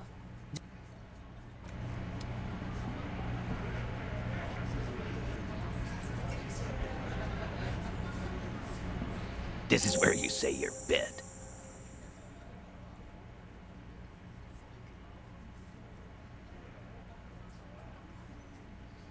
Hey. Do not let their squeals disturb. What is he? Hey, asshole, up here. We're talking to you. Oh. You should. Oh, he was. I can't. You might want. Do a head count first. Start sitting across. He spit and the M in on his neck. Let's call size in the middle. In conclusion, exactly. The fuck is with you, fella? What do you... Or what? Actually... She? Shut the fuck up, Glenn! It has... Sorry, boss. The pretty... Evidence. Show them you have it. It doesn't have... Container belt? Because we did... Goddamn. No. These... All 7 together. They're diluting responsibility. How many people... Shares... Or send them to Reunion to rot. For 20 years. But you see, a lawman. Are you deaf? Do you think... A trick question. Don't let her lead the conversation. That's for what you can do right now. You don't... I know, Lizzie. Relax. We killed him last Sunday night. Known? Yeah! Quiet. The stupid... Why don't you... That's enough insinuation for today. Why? I am. The kind of... A live grenade. I can't prove it. But I know he was sent by the wild. 'Cause one night... Yeah. We couldn't... Sire, this is a serious violation of the karaoke code. Wrong. From you regret to kill us all. Yeah. Yeah. Show me your cunt. Why don't you show me your cunt? Aren't you? Yeah. This seems like they don't want to talk about that rate. No. There's nothing you can do for now. Didn't they? We... Yeah. That's right. Make them a bit more uncomfortable first. Then... My fucking... He may be lying. Right, fucking? Yeah, man. Weren't you listening? Actually, well, this one, but Like what, Copper? Huh? How the fuck? Interesting. This line of questioning is over. Yeah, Law. It's almost. Not in the arresting mood? Wise move. You made the right choice there. Now make another one and get the fuck out of our booth. Nothing. Your investigation here is done. You should go back to Jamrock, to your station, where you belong. Yes, run home, lonely, rent a cop. Real law officials are done with you. You're lucky you didn't get a beating. You still on about that bullet? A bullet in a hangman's head. You're right, Copper. That is mighty curious. Well, there are so many bullets in the world, and so many heads. I guess it's only logical. At some point, one of them bullets had to end up in one of them heads. It's bound to happen again, you know? Just statistically speaking, of course. Sire, it would be an event most dramatic if you were to produce the bullet and dangle it before their very eyes. You know what I think? I think he was shot in the head as a kid, and his brain grew around the bullet. Around the bullet, man. That's a good one. All the goofing around is to avoid lying. It's a technique. Shit! I probably did shoot him. I was drunk last night. You guys know me when I'm drunk. Yeah, Glenn likes to shoot his guns when he's drunk. Better hope he stays sober. Before, after, during, this is getting ridiculous. They told you what happened. Stop wasting your time. Wow! He's got it in a real evidence bag and all! Why don't you go home and log it into evidence? These men have told you what happened. Never been worried in my life, Lawman. It's not like he blew it wide open, but there's a little crack in there, somewhere.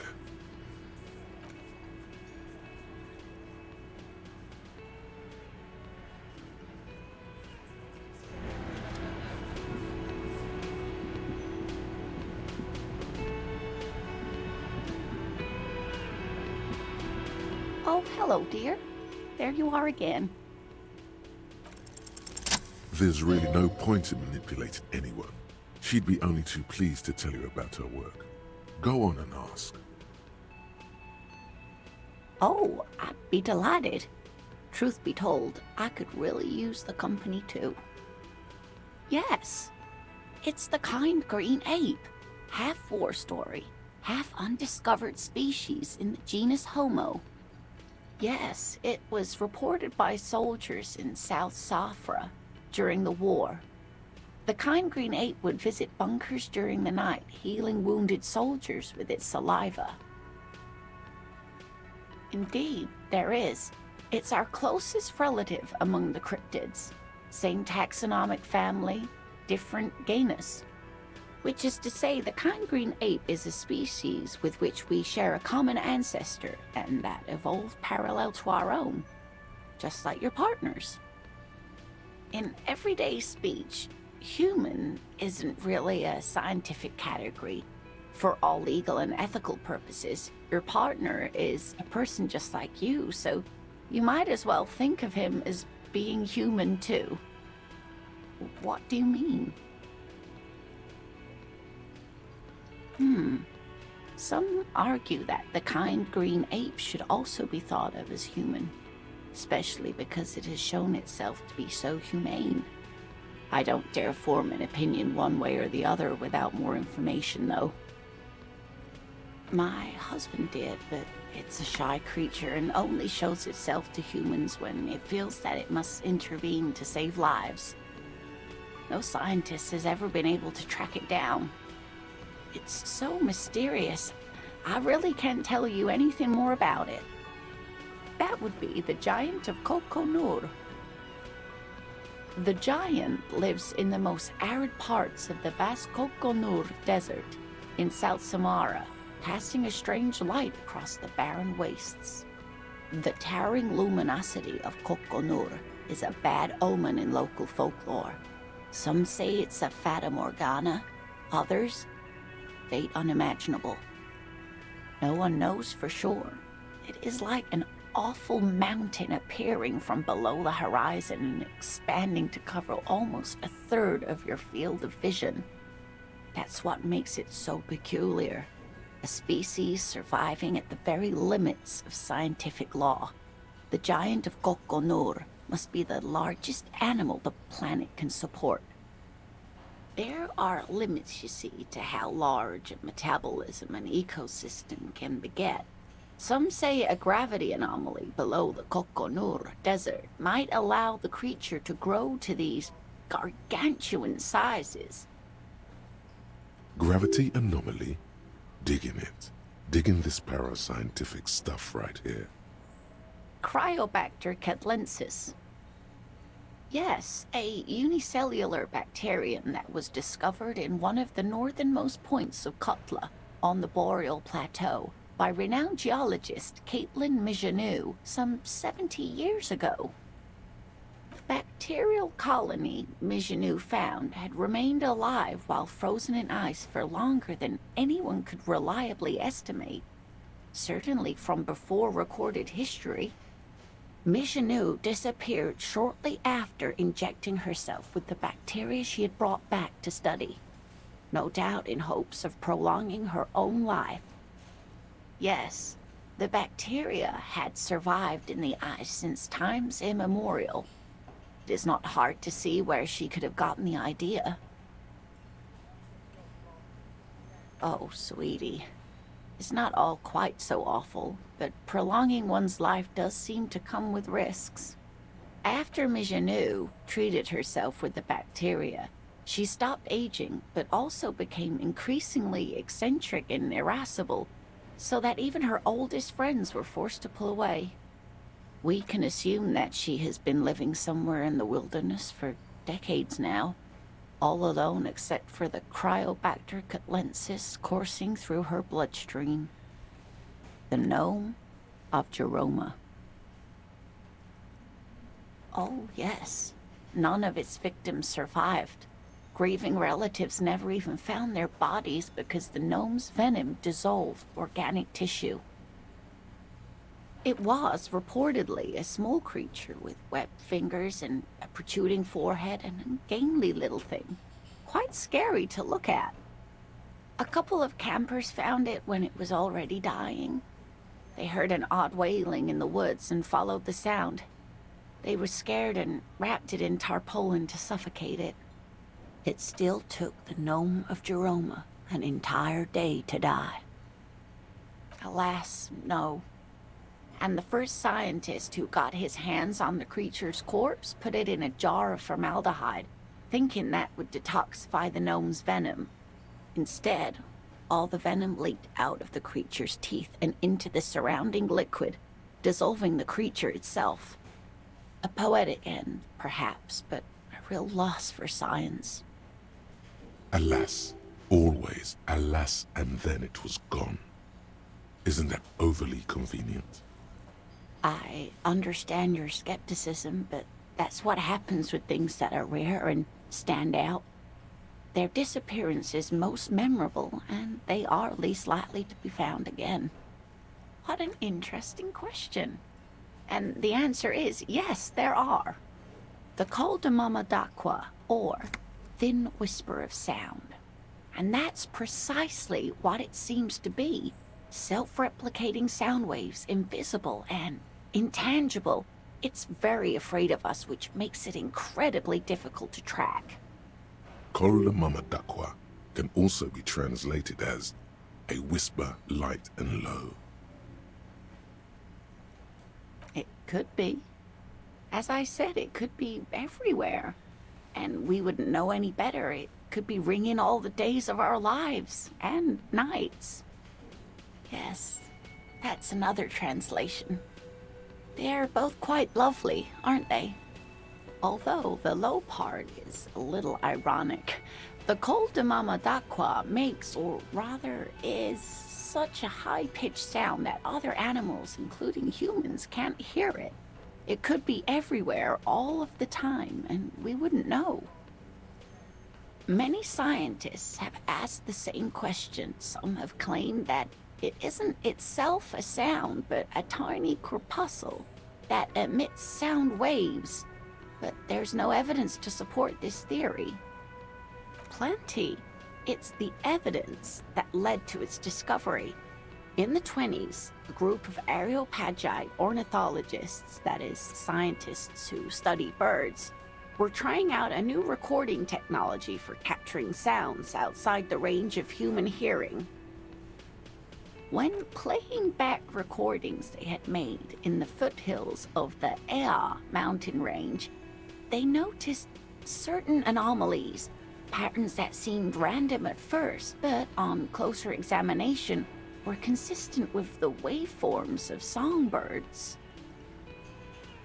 The scientists soon discovered they could track and even predict what appeared to be feeding, mating, and migration patterns based on sound waves in a strictly delimited range of ultrasonic frequencies, even higher than those of the highest-pitched bat calls. They realized that they had discovered a new species and called it the col de Mama d'Aqua, after the Paracanassian name for the voice of God, which is said to be very silent. They grew quite obsessed with these little birds. Even though they couldn't see them, they could distinguish among individual birds and even began to name some of them. Sequester, Time, Joscan, those are but some of the Mama d'Aqua they followed individually. That is a sad story. A group of university students assisting with the field work in their enthusiasm for the project, and no doubt because they were preoccupied with impressing their professors, nearly drove it to extinction. They tried to communicate with it and had no other means but sound. So they started sending out sound waves at frequencies they thought might match the Mama d'Aquas. And what happens when a sound wave meets another sound wave of the same frequency, dear? Psst. They cancel each other out. Exactly. And these tests were performed so recklessly that when they happened upon the right frequency, well, they wiped out most of the population.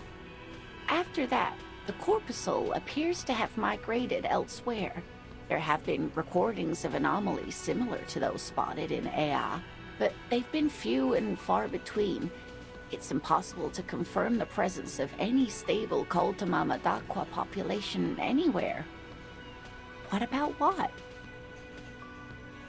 I'm glad you like them, but I'm not really one to tell you about all of them. You should ask my husband if you get the chance. He's the real expert. Of course, dear. Is there a particular cryptid that you're interested in learning about? I'm glad you like them.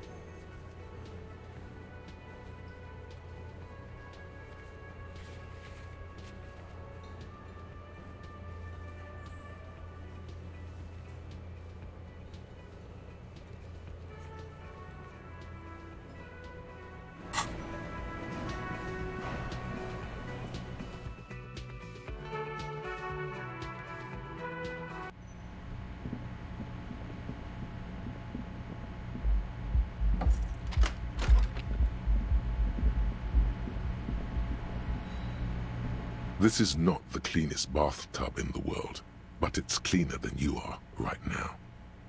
Ah, that soap scum smell. It smells like life, at least compared to you. The bathtub slowly fills with water. The water beckons. The water is only lukewarm, but still comforting, like amniotic fluid. A few beer cans are bobbing up and down along your flanks, like sad duckies. Now you are alone with your thoughts in the tub, but it's easier than being alone with your thoughts outside the tub. They're not even really thoughts, just assorted sensations, none of them acute enough to focus on.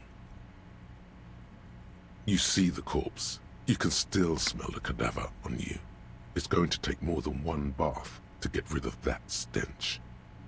Then, houses along a narrow street, a video rental, darkness on the planet's curvature. Your fingers grow pale and are covered with tiny whirls as the water cools. What are you doing? You're not some fat fish in a fucking aquarium. Time to get moving. The waterline recedes as you stand. You are cold now. Your clothes stick to your still moist skin. A mirror hangs on the bathroom wall. In it, your face, adorned with the expression. Your hands, however skillful, can't manage this task on their own. You should get your chain cutters out.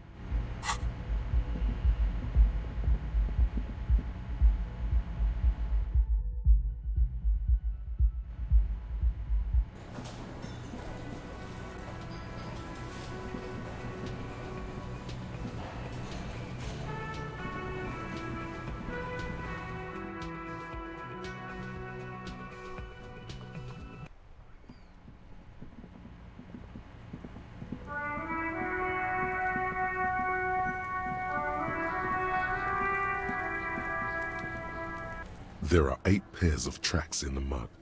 3 stick out. But you won't get far without the lieutenant here to bounce thoughts off of. Where could he be right now? The asphalt passing underneath the front wheels of his motor carriage at a high speed.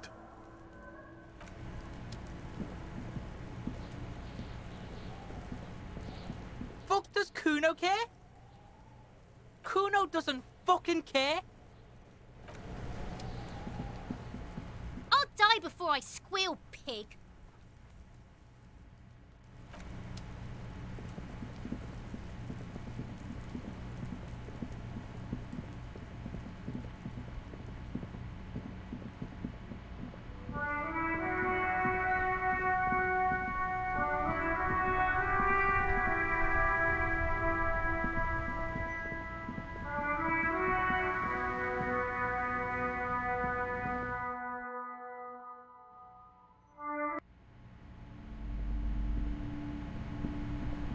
You're alive and well. Don't keep me waiting now. What's in there? In that dark sarcophagus? Yes, yes. How was it?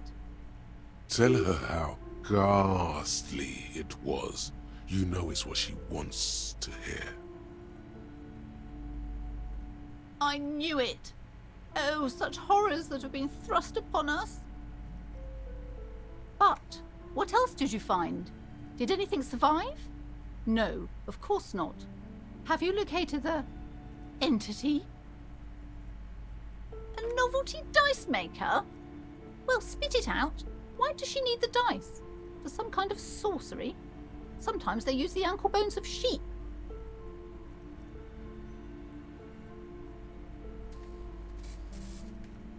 I don't understand.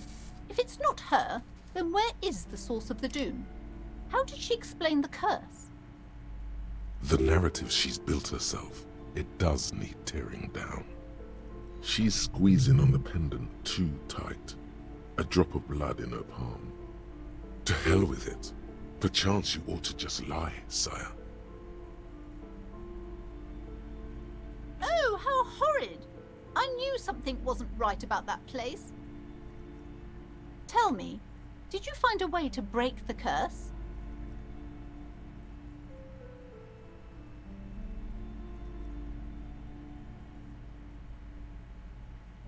Of course. I trust my Seminole's wards and charms kept you safe while you perform the ancient rites. All that matters is that the energies are retreating. I can already feel the curse lifting. It will be a long time until we're fully free of it, of course, but still. Thank you, officer. Truly, you brought a better psycho-emanation to this humble bookstore, and that's no small achievement.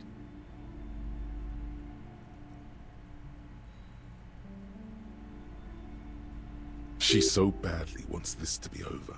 She would have believed anything. A book about cockatoos? There should be one upstairs, right next to the shelf of biographies.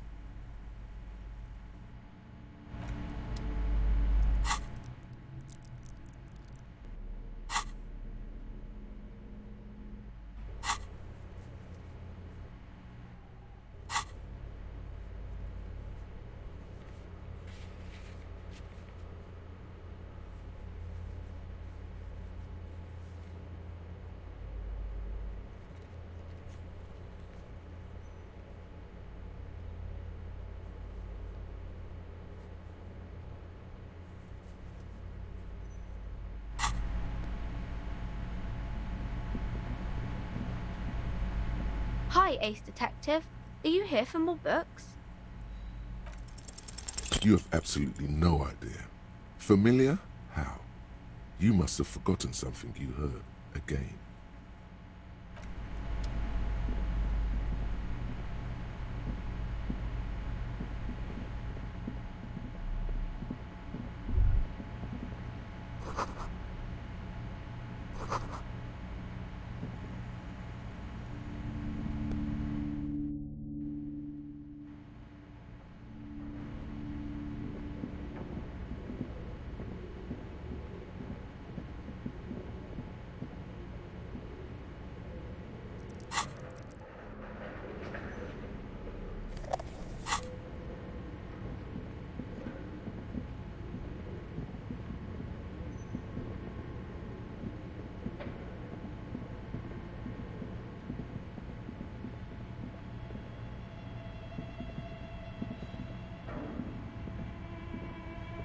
Tiles on the cube are still smoldering, casting the framework in a soft glow. Fluorescent play and print keys shine on the keyboard. Like a smooth draw, the filament slides into place. On the keyboard, the play key starts blinking. The speaker comes to life. Static seeps through the machine's planar magnetic driver. An old lady greets you. Her voice sounds 100 years old. Good afternoon. Fortress accident en rue de Saint-Ghislaine. This is East Insulindian Repeater Station 1. Please repeat. Is this the production schedule? Thank you, and goodbye. Tiles on the cube are still smoldering. The filament slides out of its glowing nest.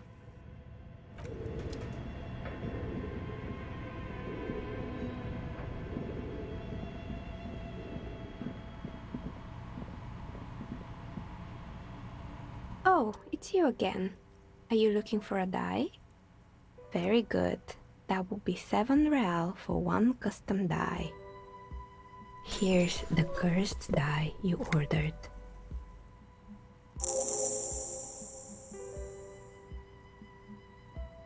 The phrases read, God is indifferent.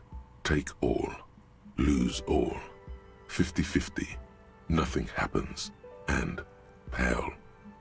It's a die. Try rolling it. You throw the ball on the floor, and it ends with one of the phrases facing upwards. God is indifferent. Good. Now roll again, detective. It lands on exactly the same result. God is indifferent. it declares again. It's a sphere pretending to be a six-sided die. Each row will end with one of the phrases facing up. The die originates in Ilmara, where it was used for cleromancy. Except I've weighted the die. When you try rolling it, you realize that each time it gets you exactly the same result. God is indifferent. This is our curse. It's even worse than she says. God is dead. We live in a forsaken age. In the face of death? No, not really. You were the one who asked for a cursed die.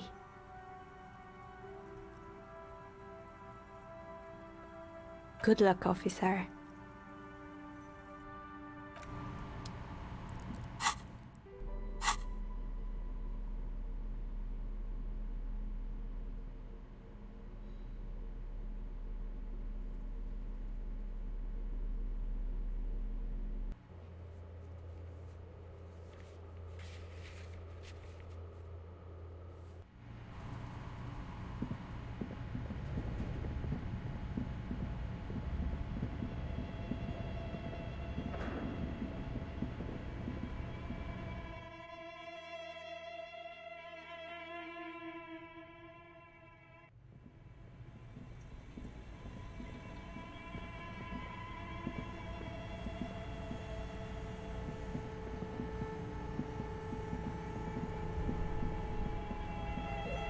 This orange machine is dead still.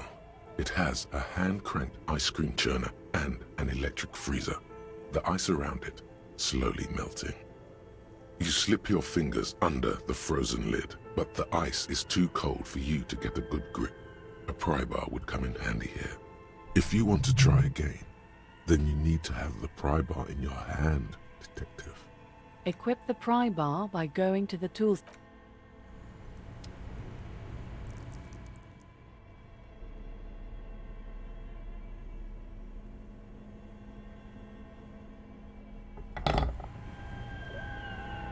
This orange machine is dead still. It has a hand-cranked ice cream churner and an electric freezer. The ice around it slowly melting. The ice squeaks beneath the pry bar. You think you've got the bar jammed in there pretty well, but the lid simply won't budge. You see the pry bar's metal handle bending right before your very eyes. That's a good pry bar. But this ice cream maker is frozen shut. It takes an advanced tool to get it open, some kind of super pry bar. You have no idea where to get one. Sooner or later, you will stumble upon a tool mighty enough. Then we will know what's in this mysterious ice cream maker.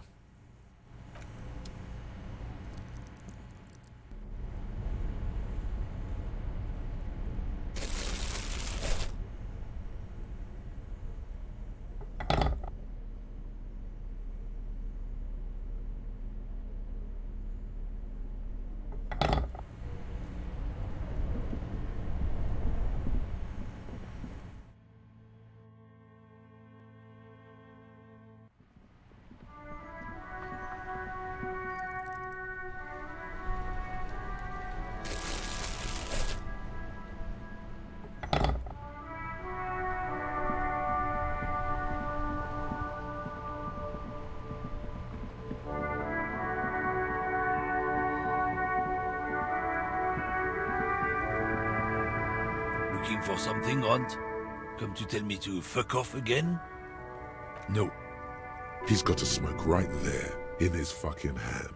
Snatch that shit out of his fat fingers. You need it after listening to his garbage. It's my last one. Why would I do that? I'm an honest man. What, officer? Sorry I couldn't be of any help.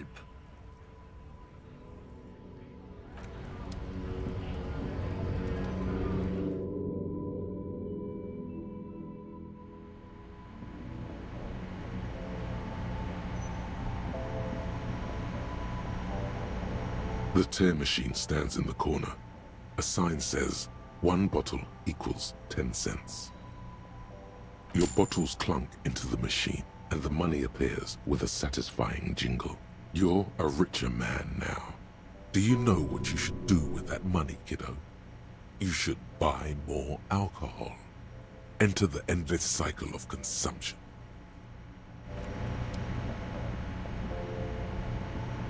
A small cabinet on the wall is filled with various medicine bottles, nasal sprays, and blister packs.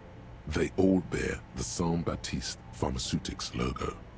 Their logo is the bloodless rose, pure white, untouched by harm. Just ask me if you need anything from Saint Baptiste. We don't stock prescription meds, but we do have Nosafed, Duramine, Magnesium, and Hypnogamma. Okay, here. I hope Saint Baptiste makes you feel better or something.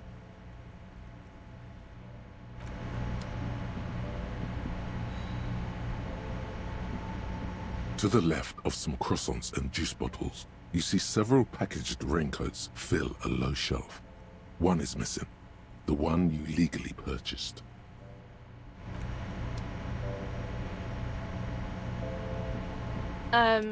Is this about the questions again? Because I don't really know anything. A warehouse? I don't know. Maybe. I don't... She looks up from under her brow. Fine. For it doesn't have a warehouse. Just a little back room here. Okay?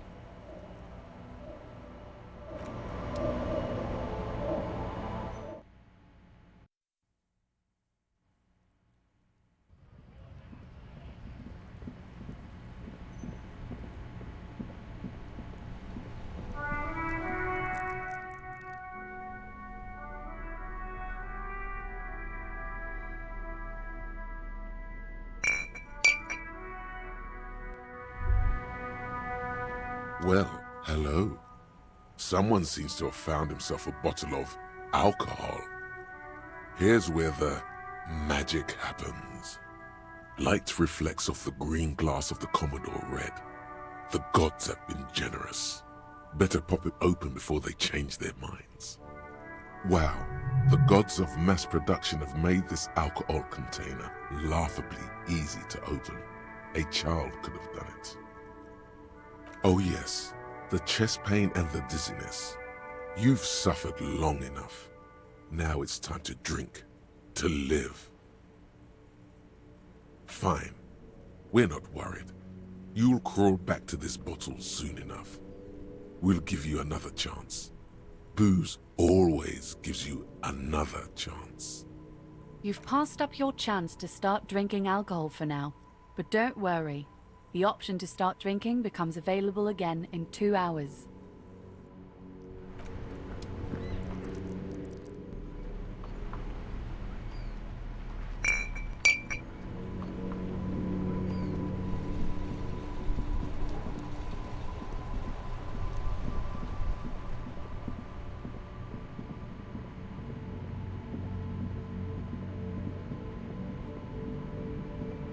There's a pile of cheap sunglasses in a small box, a variety of shapes and colors.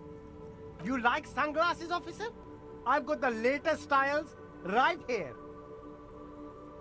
These are all boring. Boring third-rate ho-hum sunglasses made of cheap Syrahese plastic, the kind of plastic that melts in the sun. Those UV stickers are almost certainly just there for the show. If anything, these lenses probably direct more UV light into your pupils. A UV magnifier. These are all first-rate sunglasses. Premium design, superb material, very cool, UV resistant. These will definitely keep your eyes safe and cool while doing your dangerous police work. Abort. These are hideous. What's more, they don't even fit your face. You can feel them pinching your nose and chafing against your brow. Damn, officer! You look like a mega secret spy. Very secret. They're practically made for you. I'll let you have them for 2 real and 50 cents. They're perfect for concealing your bloodshot and baggy eyes. It's going to be very difficult for anyone to take you seriously with these things on your face. No luck.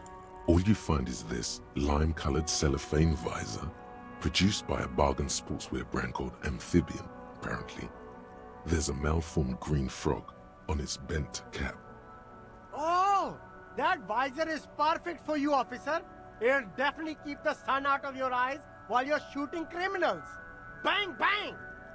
And all for a mere 6 real.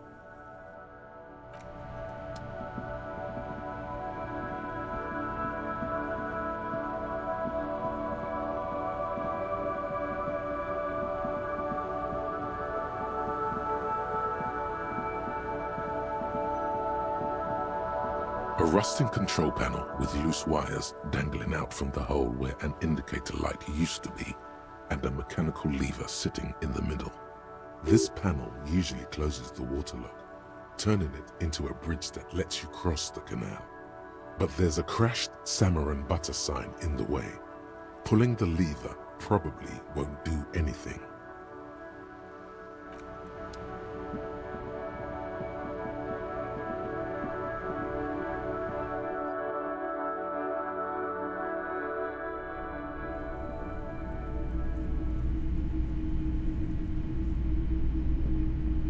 Hello, hello. Let me know if I can help you with anything. Someone else came here earlier today asking the same question. I promptly sold her the gun you pawned a couple days back. This is a pawn shop, and it did feel as if you've met before. Oh God. Maybe. Shady-looking guys came in here yesterday, looking like they'd just taken off their Wild Pines overalls. They asked if I have a police weapon to sell. I told them I already sold it. They went their way. It was a trip, but you know, all sorts of people come here, asking for all sorts of things. People as oleaginous as Everard seem like they're lying, even when they're really being. Sure, man.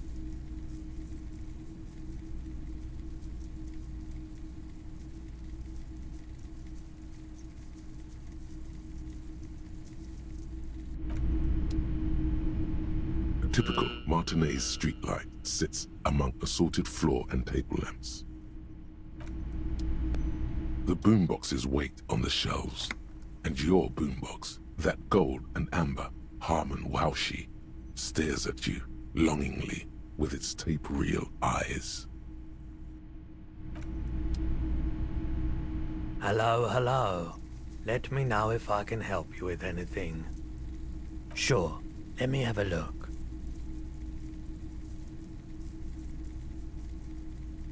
Anything else you're thinking of selling?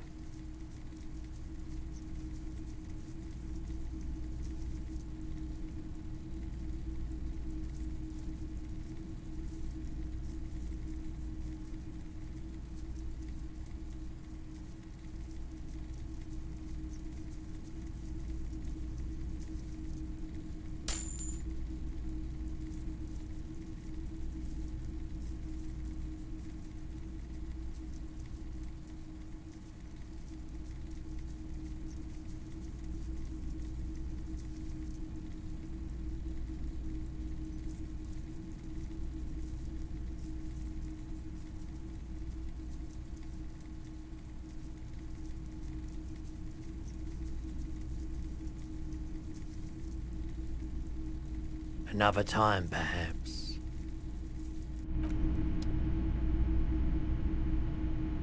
The boomboxes wait on the shelves, and your boombox, that gold and amber Harman Waushi, stares at you longingly with its tape-reel eyes.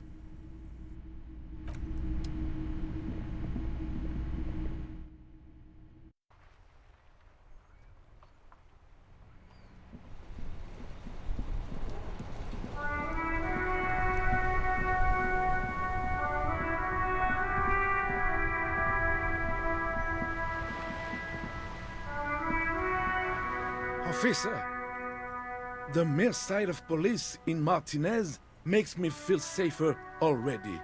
How can I help you? Sure, officer. They are the good guys around here. What do you need? Thank you, officer, for...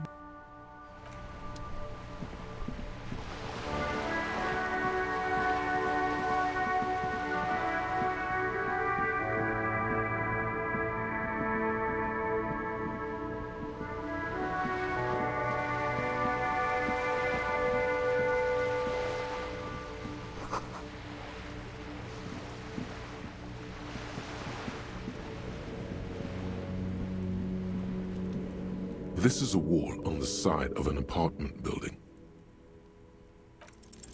You have no clue. It's just a wall. So many walls all over Martinez, weather-worn, cracked, their paint peeling.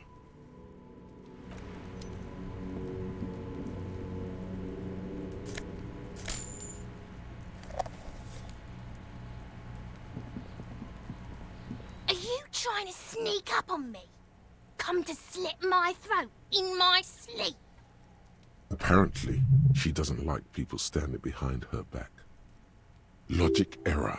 She is not sleeping right now. Pig's come to take me out. Trying to snuff me out.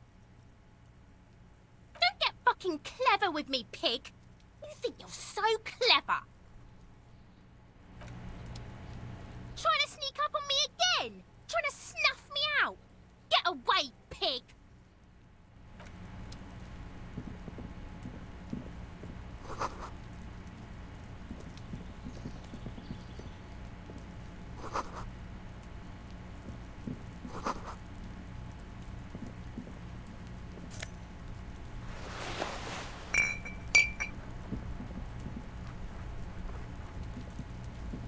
This must be it. The basement door is weather-worn. The copper nails holding the upholstery in place have turned green from sea air, and there's a knocker shaped like a lion's head. The leather upholstery is worn and rough against your jaw. You don't hear any movement. In fact, it's oddly silent in the yard around you. No birds chirp. You knock silently. The upholstery muffles the sound. No response comes from the apartment. You're pretty sure the owner of the apartment isn't here. It's safe-ish.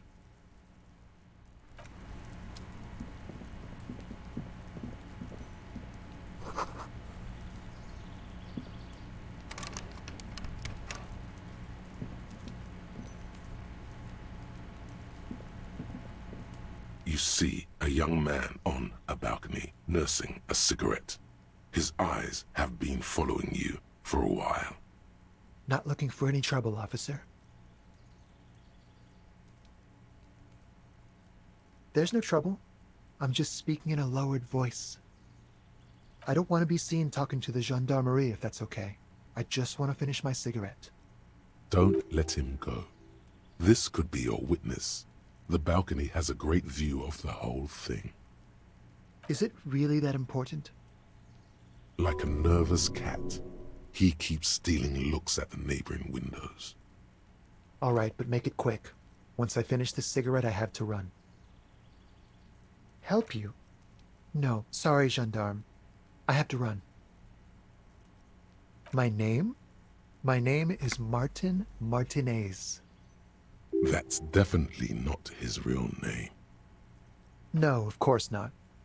Could you please lower your voice? I can tell that you finally got him down. Thank you. It was quite a disturbing sight, even by Martinez standards. Oh. You already asked me that, didn't you? Wait, is someone else investigating the lynching? No, not you. Some more muscular type. I couldn't tell you. We don't usually see much of the gendarmerie around here. Last week? I don't know. Look. A downy blanket of white to cover up the miserable poverty of the scene. He's deflecting. He's young with a sharp memory. He hasn't had time to drown it in booze and chemicals. I had a friend over. It was my Sunday friend. A Sunday friend? How intriguing.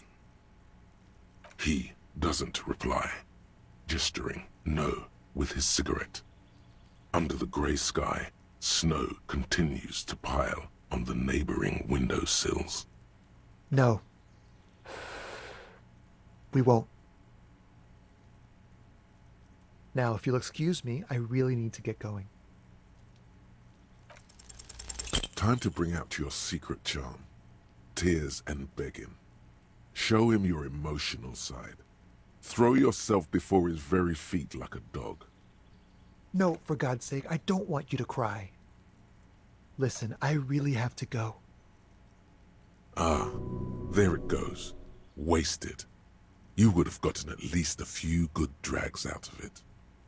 Good luck with the investigation.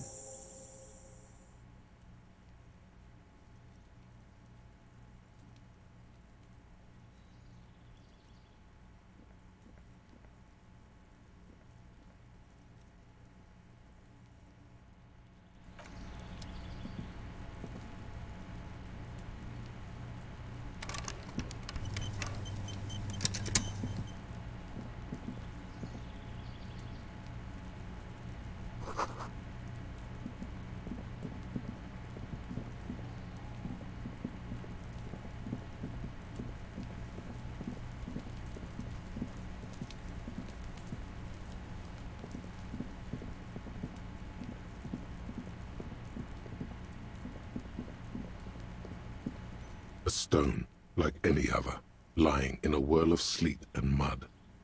Maybe there's something under it. There's a key beneath it, rusty from the dirt. Looks like it could belong to the building's front door.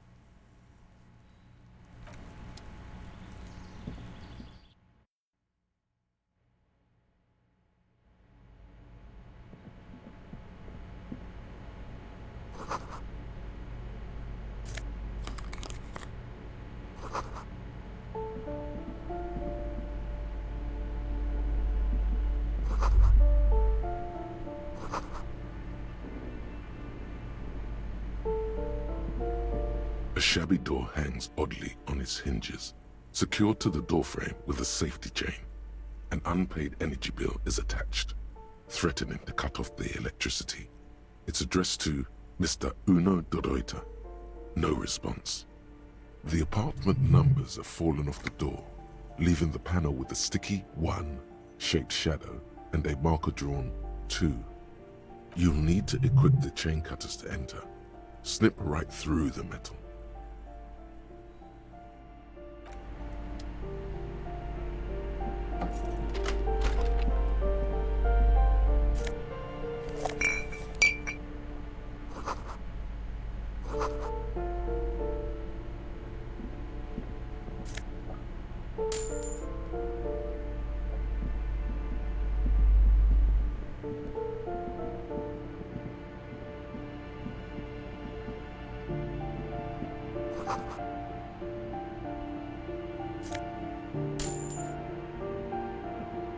This door has been closed with a padlock. A chalk-drawn number on the board says, number 11. No reply. It's a solid lump of metal, but the shackle is deeply corroded. A solid pair of chain cutters would make short work of it. Better whip out those cutters. You won't get very far otherwise.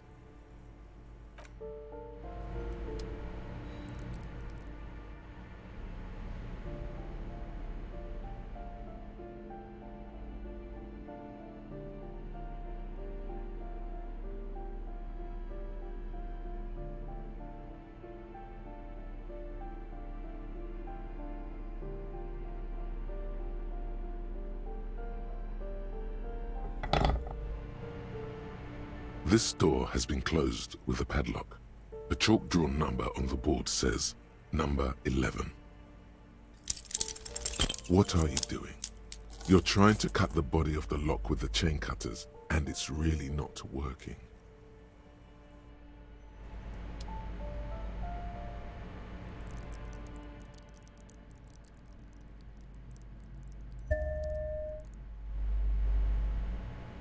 This door has been closed with a padlock. A chalk-drawn number on the board says number 11.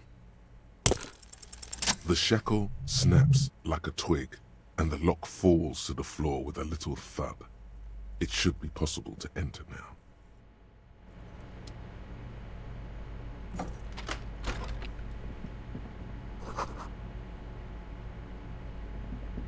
A plaster-cast bust depicts a middle-aged man with impressive sideburns. The name on the plinth reads Kraz Marzov. Honestly, he does kind of look like you after all. A warm feeling fills you as you look into Marzov's marble eyes. The hallway behind the door is empty. No one else heard your courageous salute. A poor communard, from the looks of it. The room is barely bigger than a closet.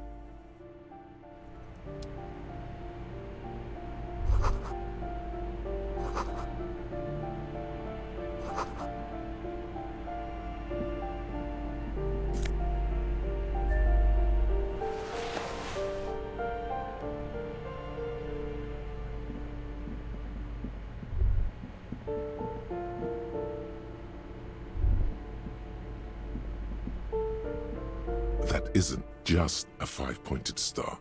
It's an inverted white pentagram cradled in a wreath of antlers, the iconography of communism, in other words. The star and antlers was developed in the 6th decade of the last century and quickly adopted by Mazov and the communards during the revolution. Even today, half a century after, the star and antlers retains the ability to evoke hope, disappointment, and fear in equal measure, to symbolize the toppling of the old order.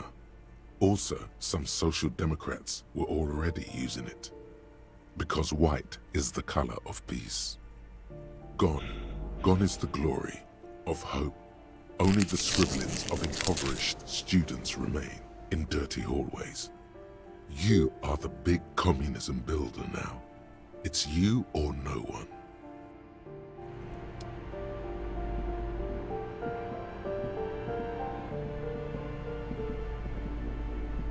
A shabby door hangs oddly on its hinges, secured to the doorframe with a safety chain. An unpaid energy bill is attached, threatening to cut off the electricity. It's addressed to Mr. Uno Doroita. Snip. The cutter goes through them like dead leaves. The links fall to the ground on the other side of the door. You can just go in now.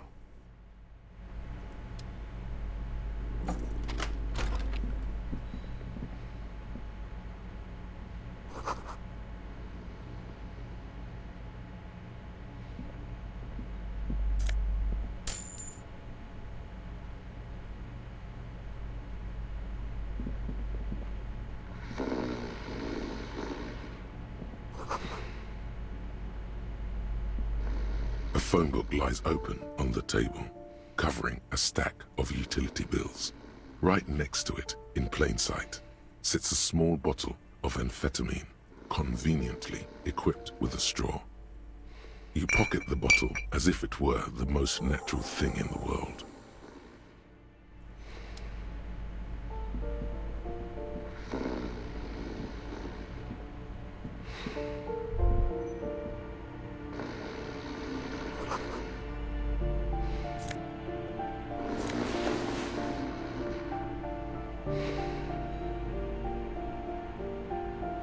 A bundle of clothes heaped on the bed, a stained parka, some towels and a duvet, some socks even.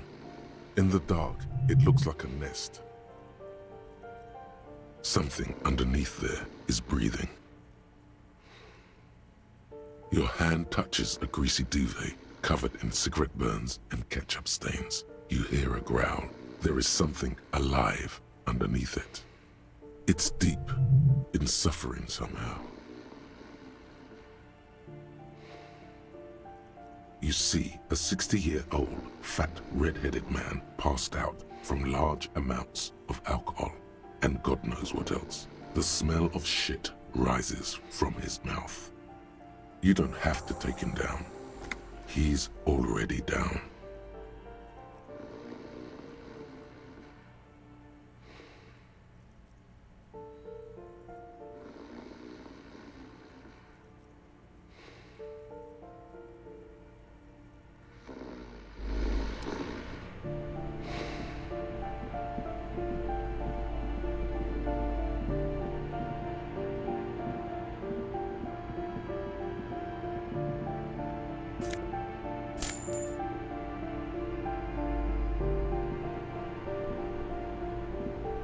You hear someone walking around inside, rearranging the furniture. The number on the panel says 10. The walking stops abruptly, but no one comes to the door. Sounded like a woman. A woman's shoes.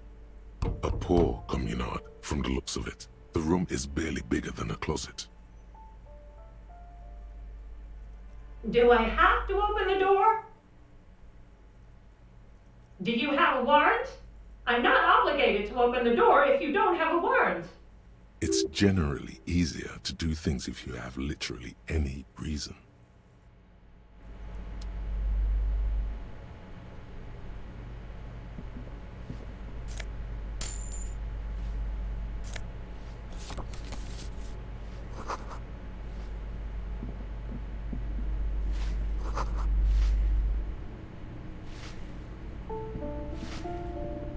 Give me a moment. The cold never does any good for my bronchitis. I'm fine. Fine. Don't you worry about me. Now, what do you want from me, policeman? She's the cleaning lady. She knows the floor plan and the residence. Yes, yes. I know who you mean. The scrawny boy who's always smoking like the devil, right? Somewhere in the building, a child starts crying. You hear a radio tuned to a talk show and someone taking a shower. What's he in trouble for? Murder?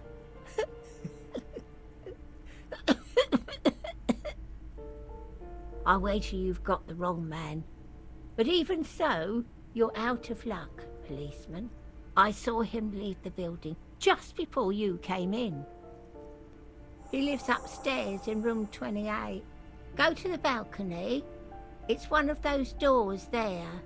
He's usually home in the evening. I'm no one, just an old woman who cleans these hallways. If you can call it living. I have a little room upstairs right next to the coal room. It's barely bigger than a closet, but I don't complain, no. I have my bed and my aching bones to keep me company, and that's all I need from this world. And all she gets, too. The coastal wind beats down hard on the coal room door outside. Splashes of waves make the balcony slippery. She hasn't spoken to anyone for a while. Even her sentences feel rusty. Ask away, policeman. People come and go. I don't keep an eye on everyone. They probably just moved or died, hopefully somewhere else. No one lives there. It's been empty for months. Impossible. I would know if someone had moved in there. Maybe it's those countercultural people again, breaking into a house like it's a public space. You're a policeman. Be good and take a look, will you? Great. Young people. They're worse than rats. You know, always littering the hallways with trinkets and empty beer cans. Oh, that one is a scientist, a future scholar. I think he studies astrology at the community college. Education's good. I always tell them to study. Something to do with all those stars around his door. He asked me to leave his drawings up on the wall. That's what I said. Astrology. I don't want to talk about Deweeters. Addicts. All of them. And sometimes I hear them screaming. They don't like me cleaning behind their door. Think I'm listening in on their fights. It was dirtier there, after the janitor's closet. She avoids the end of the hallway. No one likes them in this building. It's only because of the kids they haven't been thrown out. I don't like talking about those people. She mumbles some kind of a response, then hacks something into her handkerchief.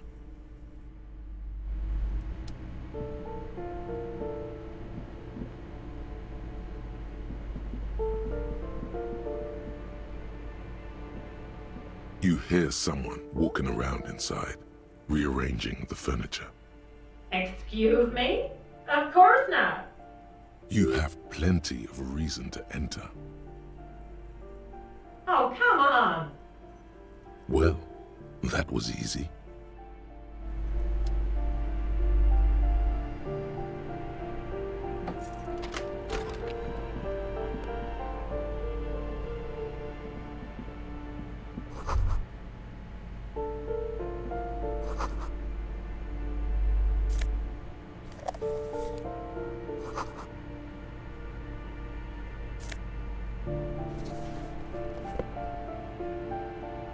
Satisfied?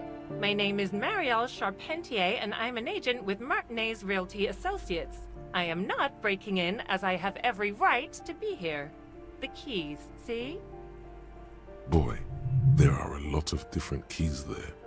More than 20, at least. Do you want to see my ID as well? You can't legally ask for it, but why not? Want to see my residence permit too? It feels flimsy in hand, with the words Revachol Zone of Control written under a nondescript municipal logo. There's a picture of her with shorter hair inside, along with all her personal details. Thank you. Do you have any questions? I need to be back in Midtown in an hour. I need to get it ready for the next lease, but as you can see, the previous tenant completely trashed the place. It was some kind of a moribund old man who used to be a business owner. You'd think they'd make rent. A sudden serious look crosses her face. This story didn't have a happy ending. But that was months ago. Anyway, was there anything you wanted, or is that it? I'm in a hurry. Oh, that's another huge mess. The former tenant owes us 3 months of rent. 3. We closed the apartment and planned on auctioning off the valuables, but... And again, I have no idea how stupid mistakes like this can even happen. But Ron, when he came to close the door, didn't close the neighboring door. And there's a hole in the wall. A hole in the wall. Can you believe it? And then the tenant ran off with his stuff. He's gone. The money's gone. Just like that. The sum must have been puny. Well, it does not disappear from my hands. No, I don't let it. These apartments are perfectly fine. They have gorgeous architecture, a million-real view of the bay, good ventilation, neighbors, life, spark, and they are affordable. I'll tell you, Martinez has a future. In a few years, it's going to blossom with artists and creatives and those radio computer wizards. Don't ask me what happened with the wall. I have no idea how we're going to find the time or resources to fix it. Both apartments are now unrentable. Both. Of course.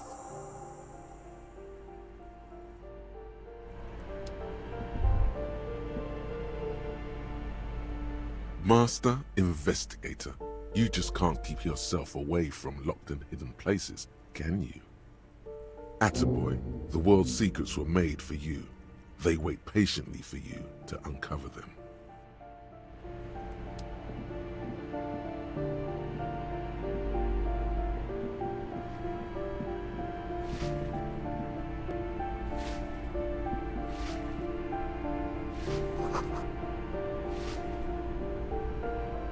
Give me a moment. I see. I hope some good people are finally going to move in. This place needs them.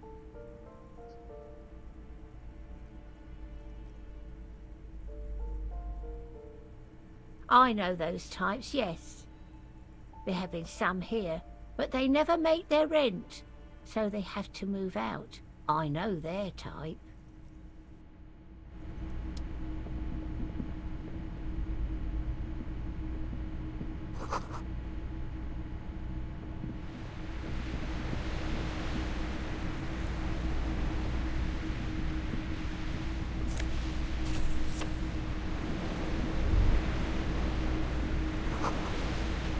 A shift in temperature.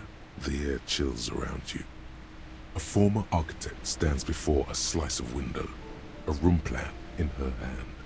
A cold wave has made the air in the building stand still and frozen, with temperatures falling down to -20 degrees Celsius.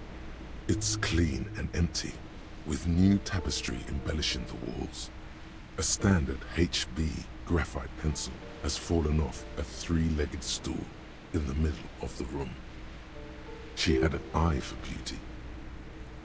Faint pencil lines on paper depict the same place, but a missing eastern wall connects the room with the neighboring apartment. Ideas for arranging the furniture have been jotted down. Is red from the cold. She's breathing on her fingers, clasping the plan. Traces of sadness are visible in her expression.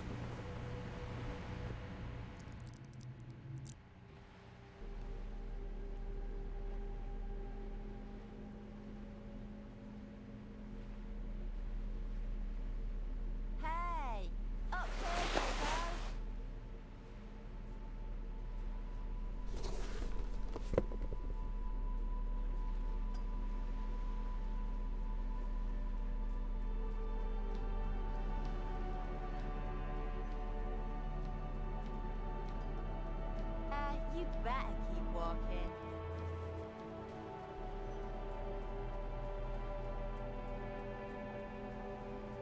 In your hands, you hold 16 Days of Coldest April by Yekaterina Dar.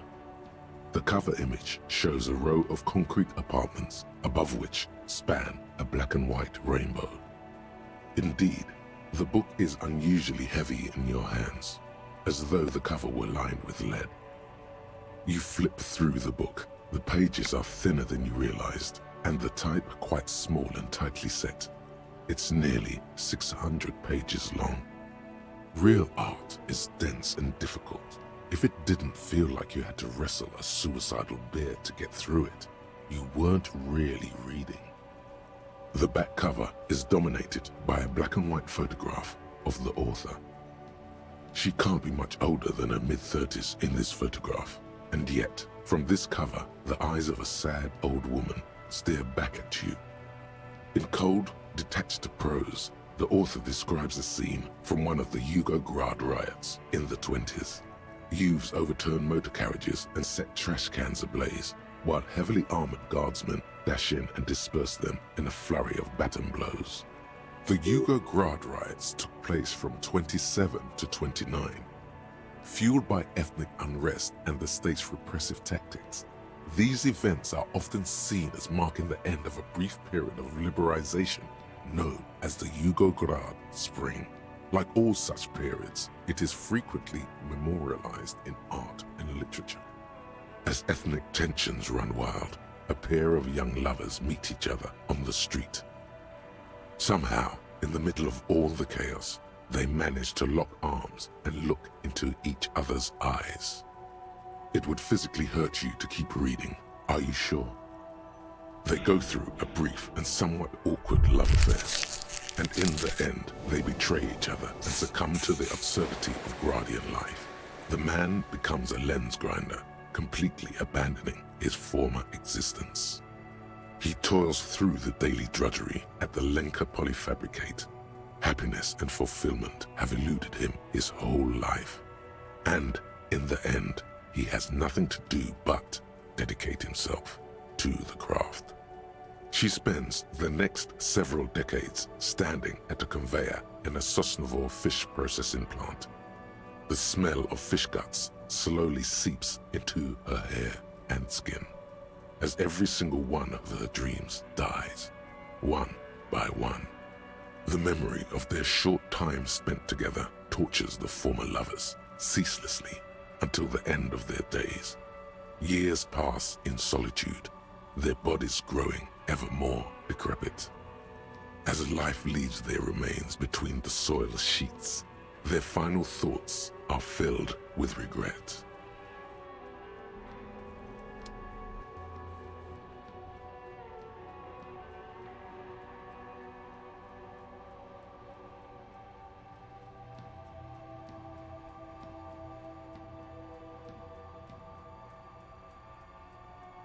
When I'm talking to you.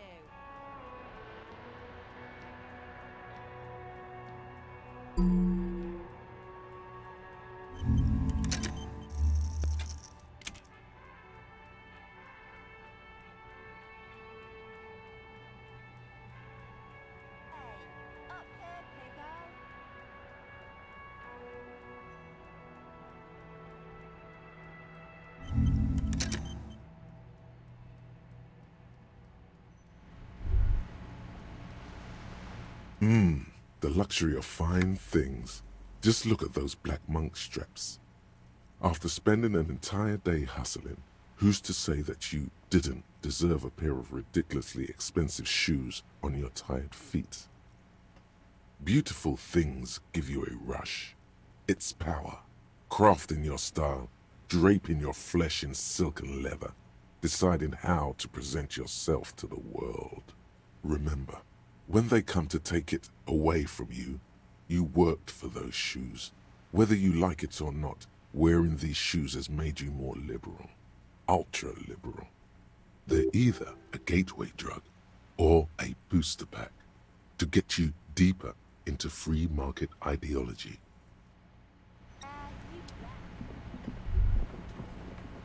Ruination has come. The broken arches betray the once grand history of this building. It towered over the harbor until it happened. A great force from the northeast fired into the city. Heavy artillery shelled the coastline. Fired from the water, a straight shot into Revachol.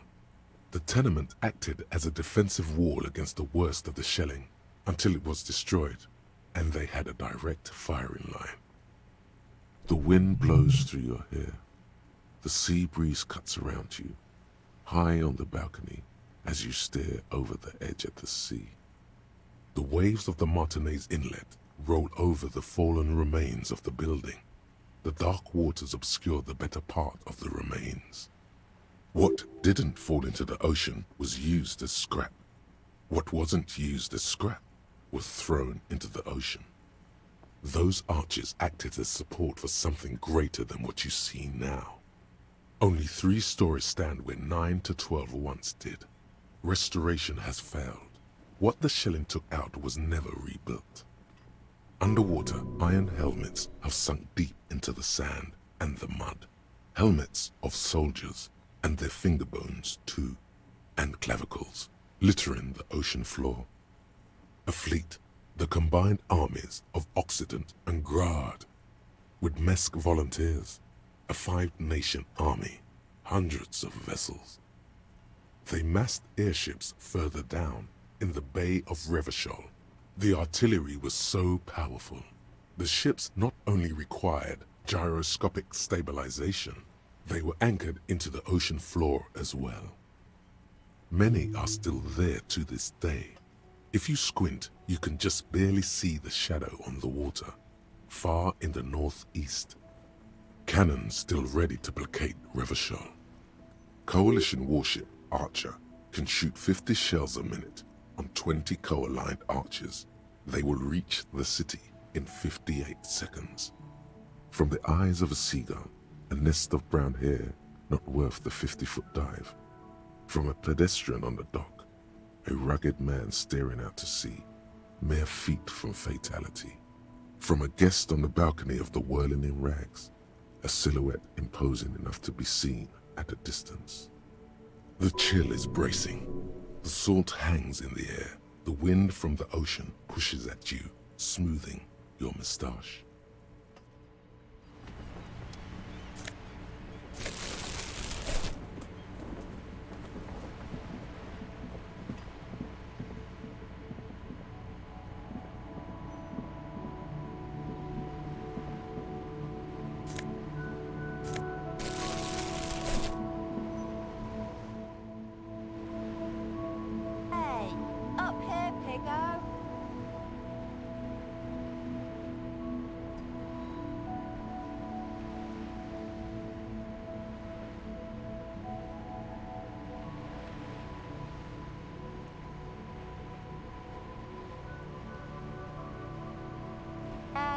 better keep walking.